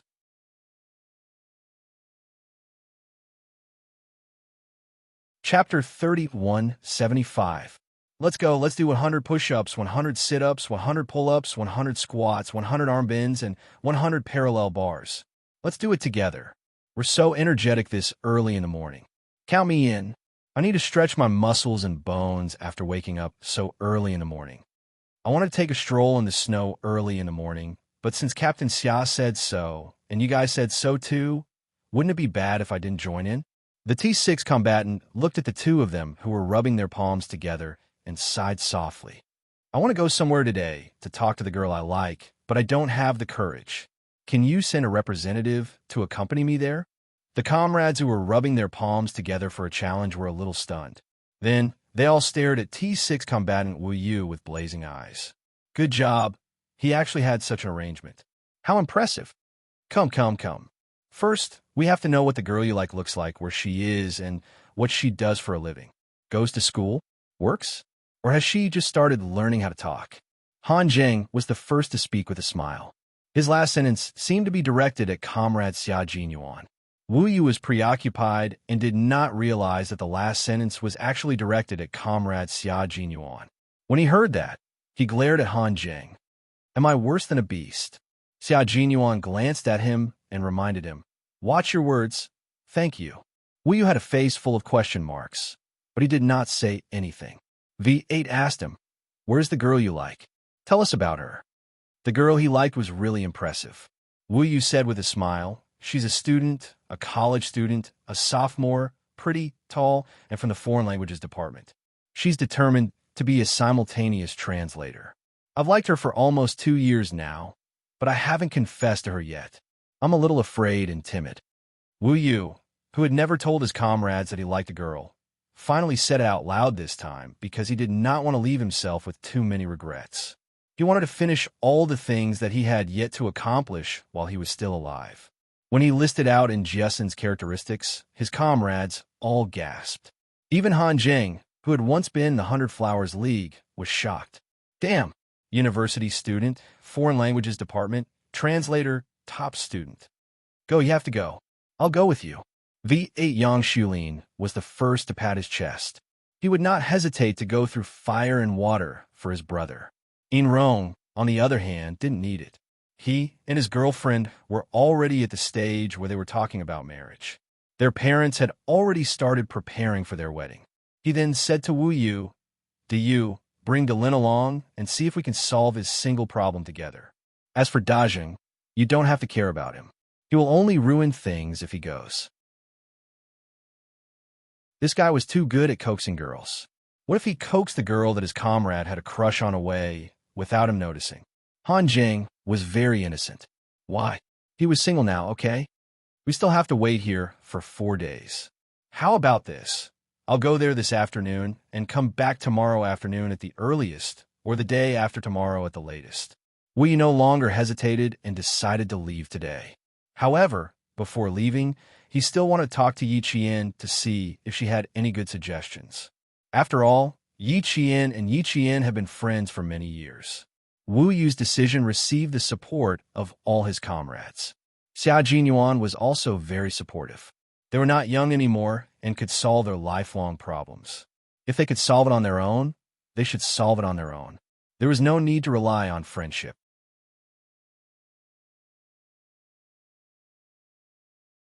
Chapter 3176. Wu Yu, who had the support of all his comrades, was suddenly filled with courage. Regardless of whether they agreed or not, as long as he went, even if he didn't get a satisfactory answer, he wouldn't have so many regrets. He had to hear an answer. He patted his chest and said, "Okay, I'll go. I'll be there in the afternoon. Captain Xia, please help me with the tickets. I won't be sending anyone. The tickets are tight, and I have to spend more money. I have to save some allowance for my girlfriend." "Damn it. We haven't even started dating yet." Han Jing snorted. He didn't want to send him, right? What a guy. "If we go down today, we can start dating." The courageous Wu Yu answered Han Jing with a smile. This made the former playboy in Beijing feel a sharp pain in his heart. Was he being despised to this extent? Xia Jinyuan was happy to help Wu Yu and wanted to see Han Jing suffer. He booked a plane ticket and reminded Wu Yu, "Go and see results. If you don't settle it, don't say that you're my comrade." If it wasn't for the fact that Han Jing was always popular with girls, and he was afraid that he would ruin Wu Yu's marriage, he would have sent Han Jing away with his own money. That way, he would have one less third wheel between him and the little fox. After the plane tickets were booked, the challenge letters continued. The students hadn't finished their exercises yet, and the Special Forces soldiers seized the opportunity to compete. They wanted to defeat their captain. But what was the result? When Yi Qian asked for the result, V8 moved away from Yi Qian's field of vision because it was embarrassing to say it out loud. "I won." Xia Jinyuan announced the result casually. At the same time, he glanced coldly at his comrade, who was valiant when they issued the challenge letters but didn't dare to appear in front of him after the challenge. He pursed his thin lips and said calmly, "Go back and practice harder. Each one of you is like a snowman. One touch and you'll break." They were wrong. They shouldn't have issued a challenge to the all-round soldier king. That was asking for humiliation. Did they lose badly? Yi Qian looked at Xia Jinyuan's gloomy face and felt uneasy. When Captain Xia was serious, he didn't care about anyone. In a few days, she would go to the base of the Snowfield Brigade. She was afraid that she would have a hard time there. No matter how much she trained in school, the school did not have some special forces training equipment. She had no way of completing the high-intensity daily training. She could only rely on the basic equipment in school to drag out the time. After a semester, he was afraid that the distance between him and his comrades had widened. Sure enough, as soon as he thought that, Xia Jinyuan turned to look at Yi Qian with a cold expression and said, "Same goes for you. If you don't pass the basics, don't even think about getting a day off during the winter break." She had already prepared herself for a day without rest. However, Yi Qian did not expect that her first day at the base would be so miserable. After everyone was scolded, Xia Jinyuan, who had high standards, let them go. Before he could ask if Qin Xiu had already looked for Yi Qian, Wu Yu pulled Yi Qian aside to ask about Jiasin. Yi Qian was very happy when he found out that Wu Yu was going to look for Jiasin in the afternoon. Seeing his uneasy expression, Yi Qian reassured him.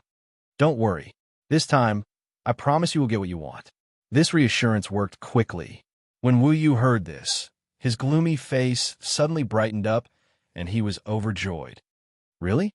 Ha ha, it must be true. You are Jiasen's best friend. If you say it's true, then it must be true.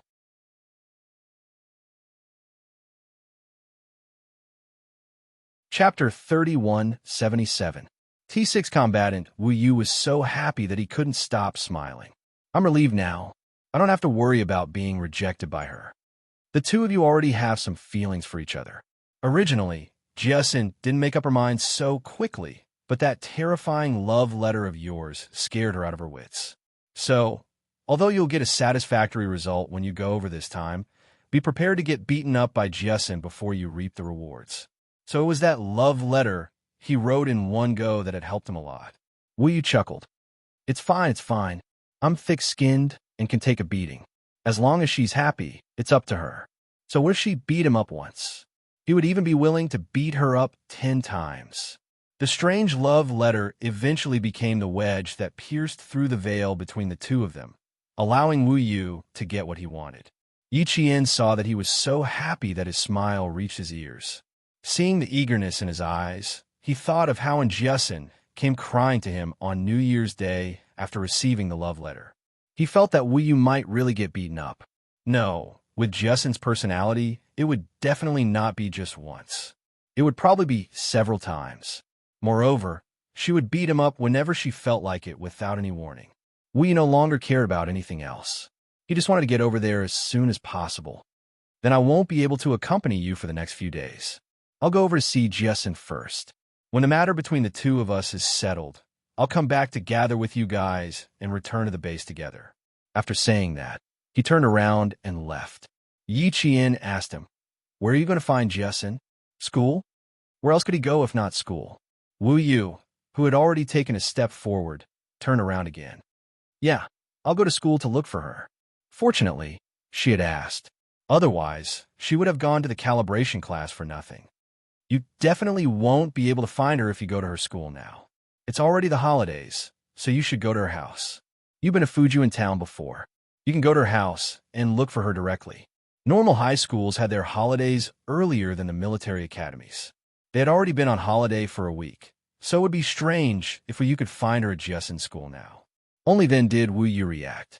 He slapped his forehead and said with lingering fear, Fortunately, I asked you. Otherwise, I wouldn't even remember that Jiasen is on holiday. Then I'll go straight to her house to look for her. Everyone in town should know her home, right? As he spoke, Wu Yu's voice. Go look for her at home. He went to her house to look for her. Then would the elders in Jia Xian's family chase her out with a broom? Not to mention entering the house. She would never be able to enter the house in the future. As Yi Qian listened, he also realized what was going on. He was speechless. It seemed that it was not appropriate to go to Jia Xian's house now. He did not know if Auntie Zhou would agree. He did not know if Uncle was at home. If Uncle and Auntie were at home, would they agree if you directly went to Jia Xian, who was still in her second year of university, to date her? It was unlikely that he would agree. Just like Father Fu, when he found out that she was dating Captain Xia, his expression changed immediately. He was obviously unhappy. That seems a little difficult. Why don't you go find one of our former classmates and ask Jiasen out?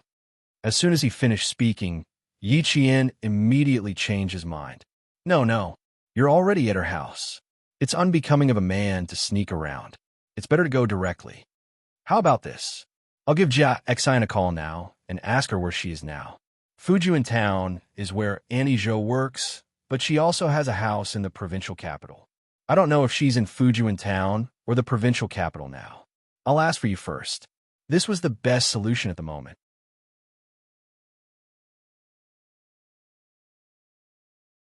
Chapter 3178. Wu Yu didn't know how many times he had thanked Yi Qian.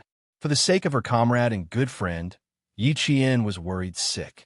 She didn't even care about her boyfriend and immediately called in Jiasen's mother, Auntie Zhou, who was still working at Fujun Town Hospital. She used Wu Yu's own phone as a communication tool. After making a call, Yi Qian confirmed her friend's exact location. She was also a silly girl. Just because she said that as long as Wu Yu had time, he would definitely come to school to look for her, she really stayed in school and didn't even plan to come back for the new year. When Wu Yu left, he seemed to have grown a pair of wings on his back. He wished he could fly to his beloved girl's side. Behind him was V8 Yang Shulin's sad eyes. Watching his comrade walk out of the school gate, he turned his head and said to his remaining comrade, "It feels like a mother is worried about a son traveling 1,000 miles. Do you think it will work?" Yi Jian was amused by his words and laughed out loud. Her comrades were like wolves and leopards in battle, ferocious and valiant. But in real life, one or two of them could be described with the most commonly used adjectives on the internet later on. Funny. One or two of them were funny in real life. To be able to write a love letter as a suicide note, scaring the girl he loved so much that she cried out loud. And this time, he even had the mood of sending off his comrade with the words, "A son travels thousands of miles and his mother is worried about him." When Yi Qian laughed, Yang Shulin's gaze fell on Xia Jinyuan, who was standing beside her. He was blinded again. There was another pair in front of him. As for Han Zheng, he directly ignored him. This guy had an outstanding record before he joined the army and had countless girlfriends before he joined the army. In the end, V8's sad gaze fell on G3 Inrong. He and G3 were in the same boat, but why was he holding a bag in his hand? Bear with it. Fate hasn't arrived yet, but when it does, you will have a girlfriend. G3 Inrong patted his comrade's shoulder and said to Xia Jinyuan, "There's still 4 days left. I have booked a ticket back to my hometown. I will go back to see my fiancée first and gather back on time in 4 days." Then, Inrong left with a camouflage bag that only contained a change of clothes. V8 clutched his chest, heavily injured. "You guys have a good chat. I have to go heal myself, damn it. You're bullying me because I don't have a girlfriend." In return, his comrades laughed mercilessly. Who could he blame for not having a girlfriend? She could only blame herself. After Han Zheng finished laughing, he saw the two people beside him standing side by side. They were wearing winter clothes of the same color as they stood in the snow. The man was tall, and the woman was beautiful. They became a scenery in the snow, and he was an eyesore standing beside them. "You two could take a walk. I have to go and comfort Dallin." Han Zheng left immediately, giving his good friend and girlfriend some space to be alone. As soon as he left, Xia Jinyuan smiled. He finally got rid of all these guys. He believed that he and Little Fox would be alone for the next 4 days, and there would be no more eyesores following them. G3 suddenly decided to find a girlfriend. It was all thanks to Captain Xia's kind reminder. The reason why Wu Yu was able to get a plane ticket to his girlfriend's school was also thanks to Captain Xia's help. The remaining two were easy to deal with. They didn't need to do anything and just disappeared from his sight. Comrade Xia Jinyuan had always been adept at the art of war. Although Yi Qian was alert and intelligent, he was still a little lacking compared to the captain of the Snowfield Brigade. Looking at V8's lonely back, Yi Qian said, "Dallin is quite old.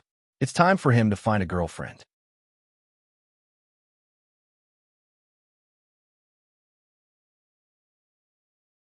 Chapter 3179. Xia Jinyuan raised his eyebrows. "You want to be a matchmaker? You can't do it. There are too few girls around you, and the discipline is too strict. It's not easy. After Wu Yue gets what he wants, we can ask his girlfriend to come forward and see if she can solve the problem of being single in the team. This is a problem that Mr. Yang has always been concerned about. He thinks that we have too much hostility and need the gentleness of a girlfriend to resolve it. There are many bachelors in the Snowfield Brigade. According to Xia Jinyuan's understanding, only 3 of them were married, and the number of them who had girlfriends could be counted on one hand. Now that the captain was no longer single, he had to fulfill the promise he made years ago. After he was no longer single, he would take his comrades with him. Now, he had to slowly fulfill the promise he made long ago. If they could get 3 or 4 couples a year, they could basically be single within 5 years. They can't all be students. Students are a little delicate and can't stand us. They have to be more mature. The average age in the team is 28 years old. It's not too old, but it's not too young either. It's fine to find a girlfriend who's 6 years younger. Take me, for example. I'm 6 years older than you. Du is 27 years old this year, 7 years older than your best friend. Although the age difference is a little big, as long as we can get along well, everything will be fine. As Xia Jinyuan spoke, he really took it seriously. He had no choice. He was the captain, and he also worried about his comrade's marriage. In the past, J5 and Major General Yang were the ones who worried about this kind of thing. Now that J5 was gone, he didn't know when the team's instructor would come over, so he had to worry about his comrade's marriage for the time being. Yi Qian was amused when he heard this. Jiasin is 1 year older than me. I went to school early, so some of my classmates are 1 year older than me, and some are 2 years older than me. Jiasin and you're also only 6 years apart, not 7. He's also an old cow eating young grass. It's better to reduce the age difference. If Mr. Yang finds out, he'll think that we're mentally unhealthy and ask us to go over for political and ideological lessons. At the mention of Major General Yang, who was stationed in the capital, Xia Jinyuan looked worried. Yi Qian, on the other hand, believed that one shouldn't rely on others to worry about important matters in one's life. One had to take the initiative. Take Wei Yu, for example. If he hadn't sent that frightening love letter to Jia Xian, with Jia Xian's seemingly straightforward but actually difficult personality, the two of them would probably have dragged on. It still depends on fate. There's no need to deliberately arrange it. When fate comes, the problem of marriage can be solved. Xia Jinyuan chuckled and said, "It's true that two people need to talk about fate when they're together.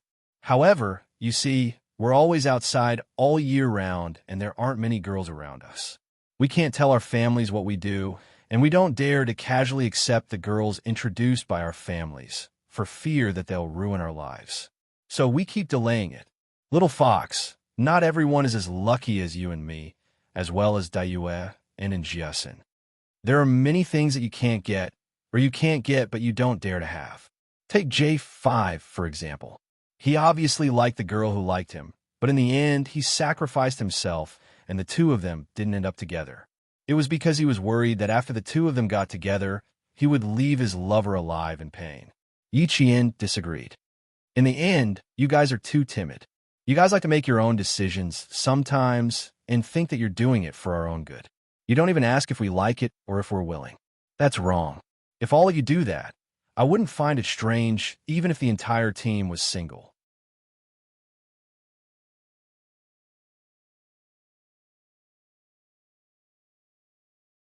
As long as the instructor punished me by skipping a meal, it was more effective than any other punishment.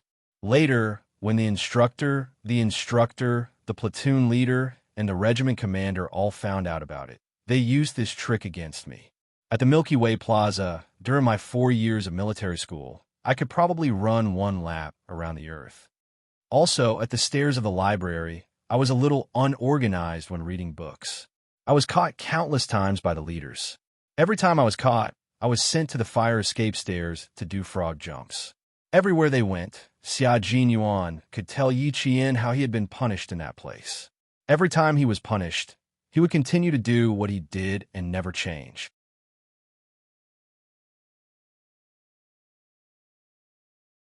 Chapter 3181.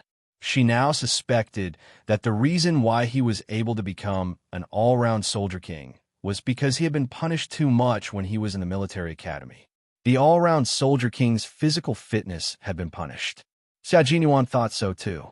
As he spoke, he couldn't help but laugh. Every semester, my physical fitness test scores were much higher than the other students. I even suspect that I trained myself because I was punished too much. After that, during the big competition, I did a few consecutive 100-meter rounds. Most people were so tired that they were paralyzed, but I could still run a lap around the field. Speaking of what happened before he was in school, Xia Jinyuan recalled that the instructor at that time did not shoot him to death. His temper and self-restraint were really good. At that time, the students would do everything together with him. Then the instructors would have a headache, and the leaders would have a headache. After the headache, they realized that this kid didn't do anything out of line. It was just that the process was worrisome and scary. Our class has very few students, only half of what you have now, not to mention the number of female students. There isn't even a single female student in a few classes. We were thinking about going to normal university to satisfy our cravings. I suggested it in private, but before we had a plan, Han Jing couldn't hold back. When he went out, he really took a few students with him. I was dumbfounded. When did this guy become so impatient? Wasn't he afraid of being punished? Later, he was punished, but I wasn't. The university started promoting military training. I took 2 classes of students to normal university for military training. Han Jing and a few students who went there first were punished. It was said that they shed a few layers of skin over the summer. Yi Qian was laughing so hard that he had to bite his lower lip to hold back his laughter. Han Jing went for wool and came home shorn. Instead, he helped Captain Xia. However, Captain Xia was really dishonest at that time. Go to normal university? I wonder how many love letters Captain Xia received at that time. How many girls did he like? Were they pretty? That's right. Yi Qian students were being petty. It seemed that she was too honest. She was afraid that he would be angry, so she rejected Qin Xiu once and for all, leaving no hope. In the end, the man in front of her was still thinking about how to climb over the wall to see girls when he was her age. He was simply asking for a beating.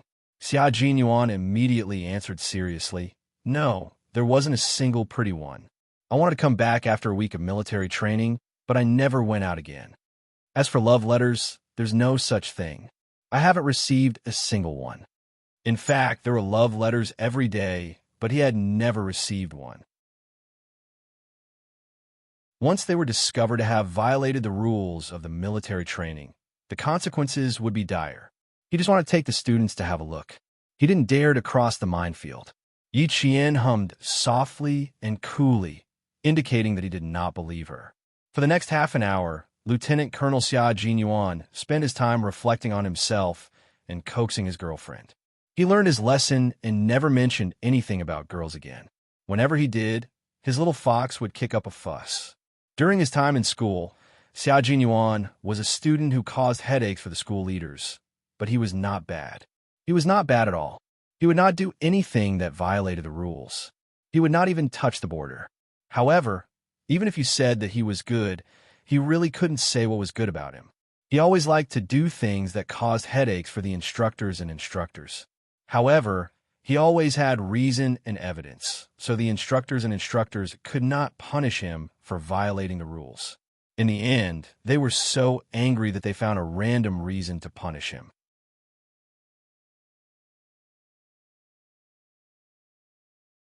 Chapter 3182. This was Xia Jinyuan's youthful frivolity. He was unrestrained and carefree, full of sunshine without a trace of haze. Just like him, even if he was bad, he was honest and upright. Even if he was bad, he was so bad that no one could hate him. They only felt that this bad behavior could also lead to a bright future. In the next few days, Yi Qian often laughed until her stomach hurt. Every matter was very Xia Jinyuan. It was not something that ordinary people could do, and ordinary people could not do these things. It was no wonder that Commander-in-Chief Xia had a love-hate expression every time Captain Xia was mentioned. It was indeed so. There was a hint of wickedness in his excellence. It was so bad that it made people on tenterhooks. They were afraid that one day he would go too far and in the end ruin their own future and destroy themselves. Until now, he was still the same. From time to time, he would stir up some trouble, which really made people feel uneasy. But for some reason, even Commander-in-Chief Xia was on tenterhooks, but she was not worried at all. She believed that he would frame himself in a square box and would never step out of it. "Captain Xia, I thought of a sentence that I want to give you." Yi Qian stared deeply at the man beside her. Her dark eyes were full of love.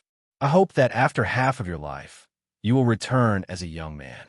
She hoped that now and in the future, no matter how much time had passed, no matter how yellow the years were, the man she loved deeply would still live freely in that square box. This sentence was a famous poem in the future. She did not remember who the original author was, but at that time, she felt that this sentence was very, very beautiful. It was so beautiful that it made her heart palpitate. Now, she wanted to give this sentence to Captain Xia. "I hope that after half of his life, he will return as a young man." Xiao Yuan repeated it again softly, then opened it and read it carefully. He read it word by word and understood Yi Qian's wish and what she wanted to express. His girl was so kind. She could always make his heart palpitate at that moment. I also hope that my girl will be the same in this life. He lowered his head and murmured softly. What should he do? He wanted to hold her in his arms and love her dearly. His girl, his lover forever. For the next 4 days, whenever Yi Qian had time, Xiao Yuan would appear by Yi Qian's side. He would accompany her to school and talk about her past. Because of Yi Qian, the two of them did not do anything out of line. They did not even hold hands. They strolled around the campus like normal friends. Even when they bumped into students from the same class, the two of them were magnanimous and did not make others think too much of it. Even though Su Wen and He Jing did not think that Yi Qian was in a relationship with that handsome young soldier, they still thought that Xiao Yuan was Yi Qian's brother. This was what Qian Yanjun had said. Hearing the students in front of her saying in a low voice that Yi Qian's brother had completed 100 sit-ups, 100 push-ups, and 100 pull-ups in one go without any rest in between, Song Jiqiu frowned slightly. He really did it in a row, without any pause in between. I heard from Yi Qian that she was trained by him in this way at that time. But it was not 100. He started with 10 and then slowly added them up. From 10 to 20, then 50, and then 100. Gosh, no wonder Yi Qian is so good. It turns out that he started training when he was young. What kind of expression is that? Even if you started training when you were young, why would you do it when you were young? You wouldn't do it, right? You would definitely run away from home.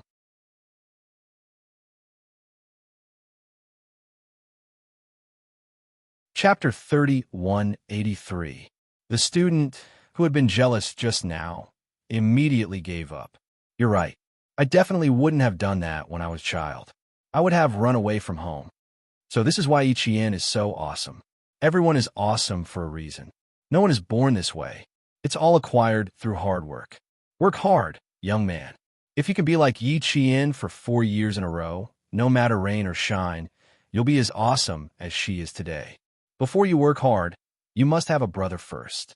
Without a brother, you can't work hard. Right? First of all, you must have a brother. Yi Qian's brother is really awesome. Both of them are so awesome. It's hereditary. Brother and sister? Were Yi Qian and the young soldier really brother and sister? Song Jiqiu didn't think so. She was the only one in the class who didn't think the young soldier who accompanied Yi Qian for a walk on campus every day was her brother. Yi Qian didn't have a brother at all.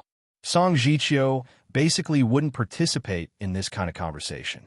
She just paid attention to it silently. On the 3rd day of the exam, most of the students in the class were revising in the classroom. Song Jiqiu needed to go to the library to check some materials. She didn't call other students and went to the library alone. When Song Jiqiu arrived at the library, it was quieter than before. When Song Jiqiu walked to a row of bookcases with books on electrical engineering, she saw a familiar figure sitting quietly and flipping through the books in his hands through the gaps between the bookcases. Opposite her was the person that the students often talked about these days, Yi Qian's brother. This was the 2nd time that she had seen the two of them reading quietly in the library. They kept a certain distance from each other as they did during the day. One of them sat on one side of the table, while the other sat on the other side of the table. They didn't say anything to each other. They read the books in their hands respectively, as if they didn't know each other. Thinking that they would go home after the exam tomorrow, Song Jiqiu thought for a while and walked toward them with the books in her hands. Before she got close, she stopped. The two of them kept a safe distance from each other. However, when she got close to them, she found that she couldn't bear to disturb them at all. The two of them looked surprisingly similar when they were reading. Occasionally, they looked up at each other. Their eyes were deep, and there were faint feelings lingering in them. No one could get involved. This kind of gaze, this kind of rapport, he had seen several times on campus. There were several times when he wanted to walk over and greet them, but every time he got close, he would stop and walk away silently in the end. The silent distance was only what others could see on the surface. But in reality, what about the spiritual distance? They were very close, very close. They were so close that no one could step in. They even had to consider walking over to greet them. Was this her brother?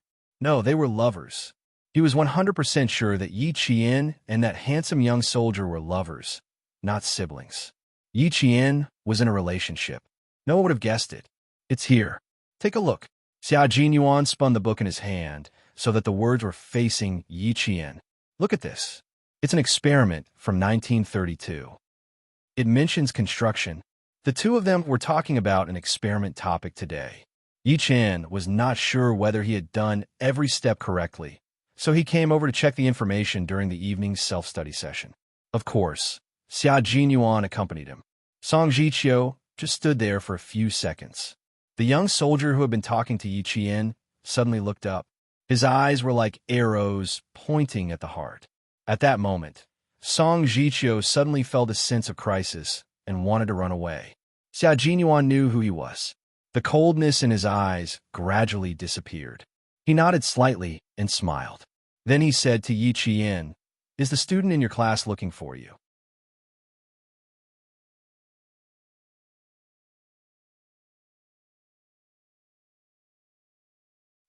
The drill masters were used to it. So were the students who knew about it. It was a holiday, and they did not need to be on duty. They must have left school with their brother to recuperate at home. Song Jiqiu did not mention a word about it. She did not mention it to any of the students, including those who were closest to her. She kept the secret to herself. It was a rare sunny day when they arrived at the Snowfield Brigade. When Yi Qian got off the helicopter, she saw a neat camouflage formation not far ahead. They were her comrades in the Snowfield Brigade. The place where she was standing was the base of the Snowfield Brigade. You're tuning in to the Warrior Lore YouTube channel. Don't forget to subscribe and join us on this journey to catch the most captivating stories.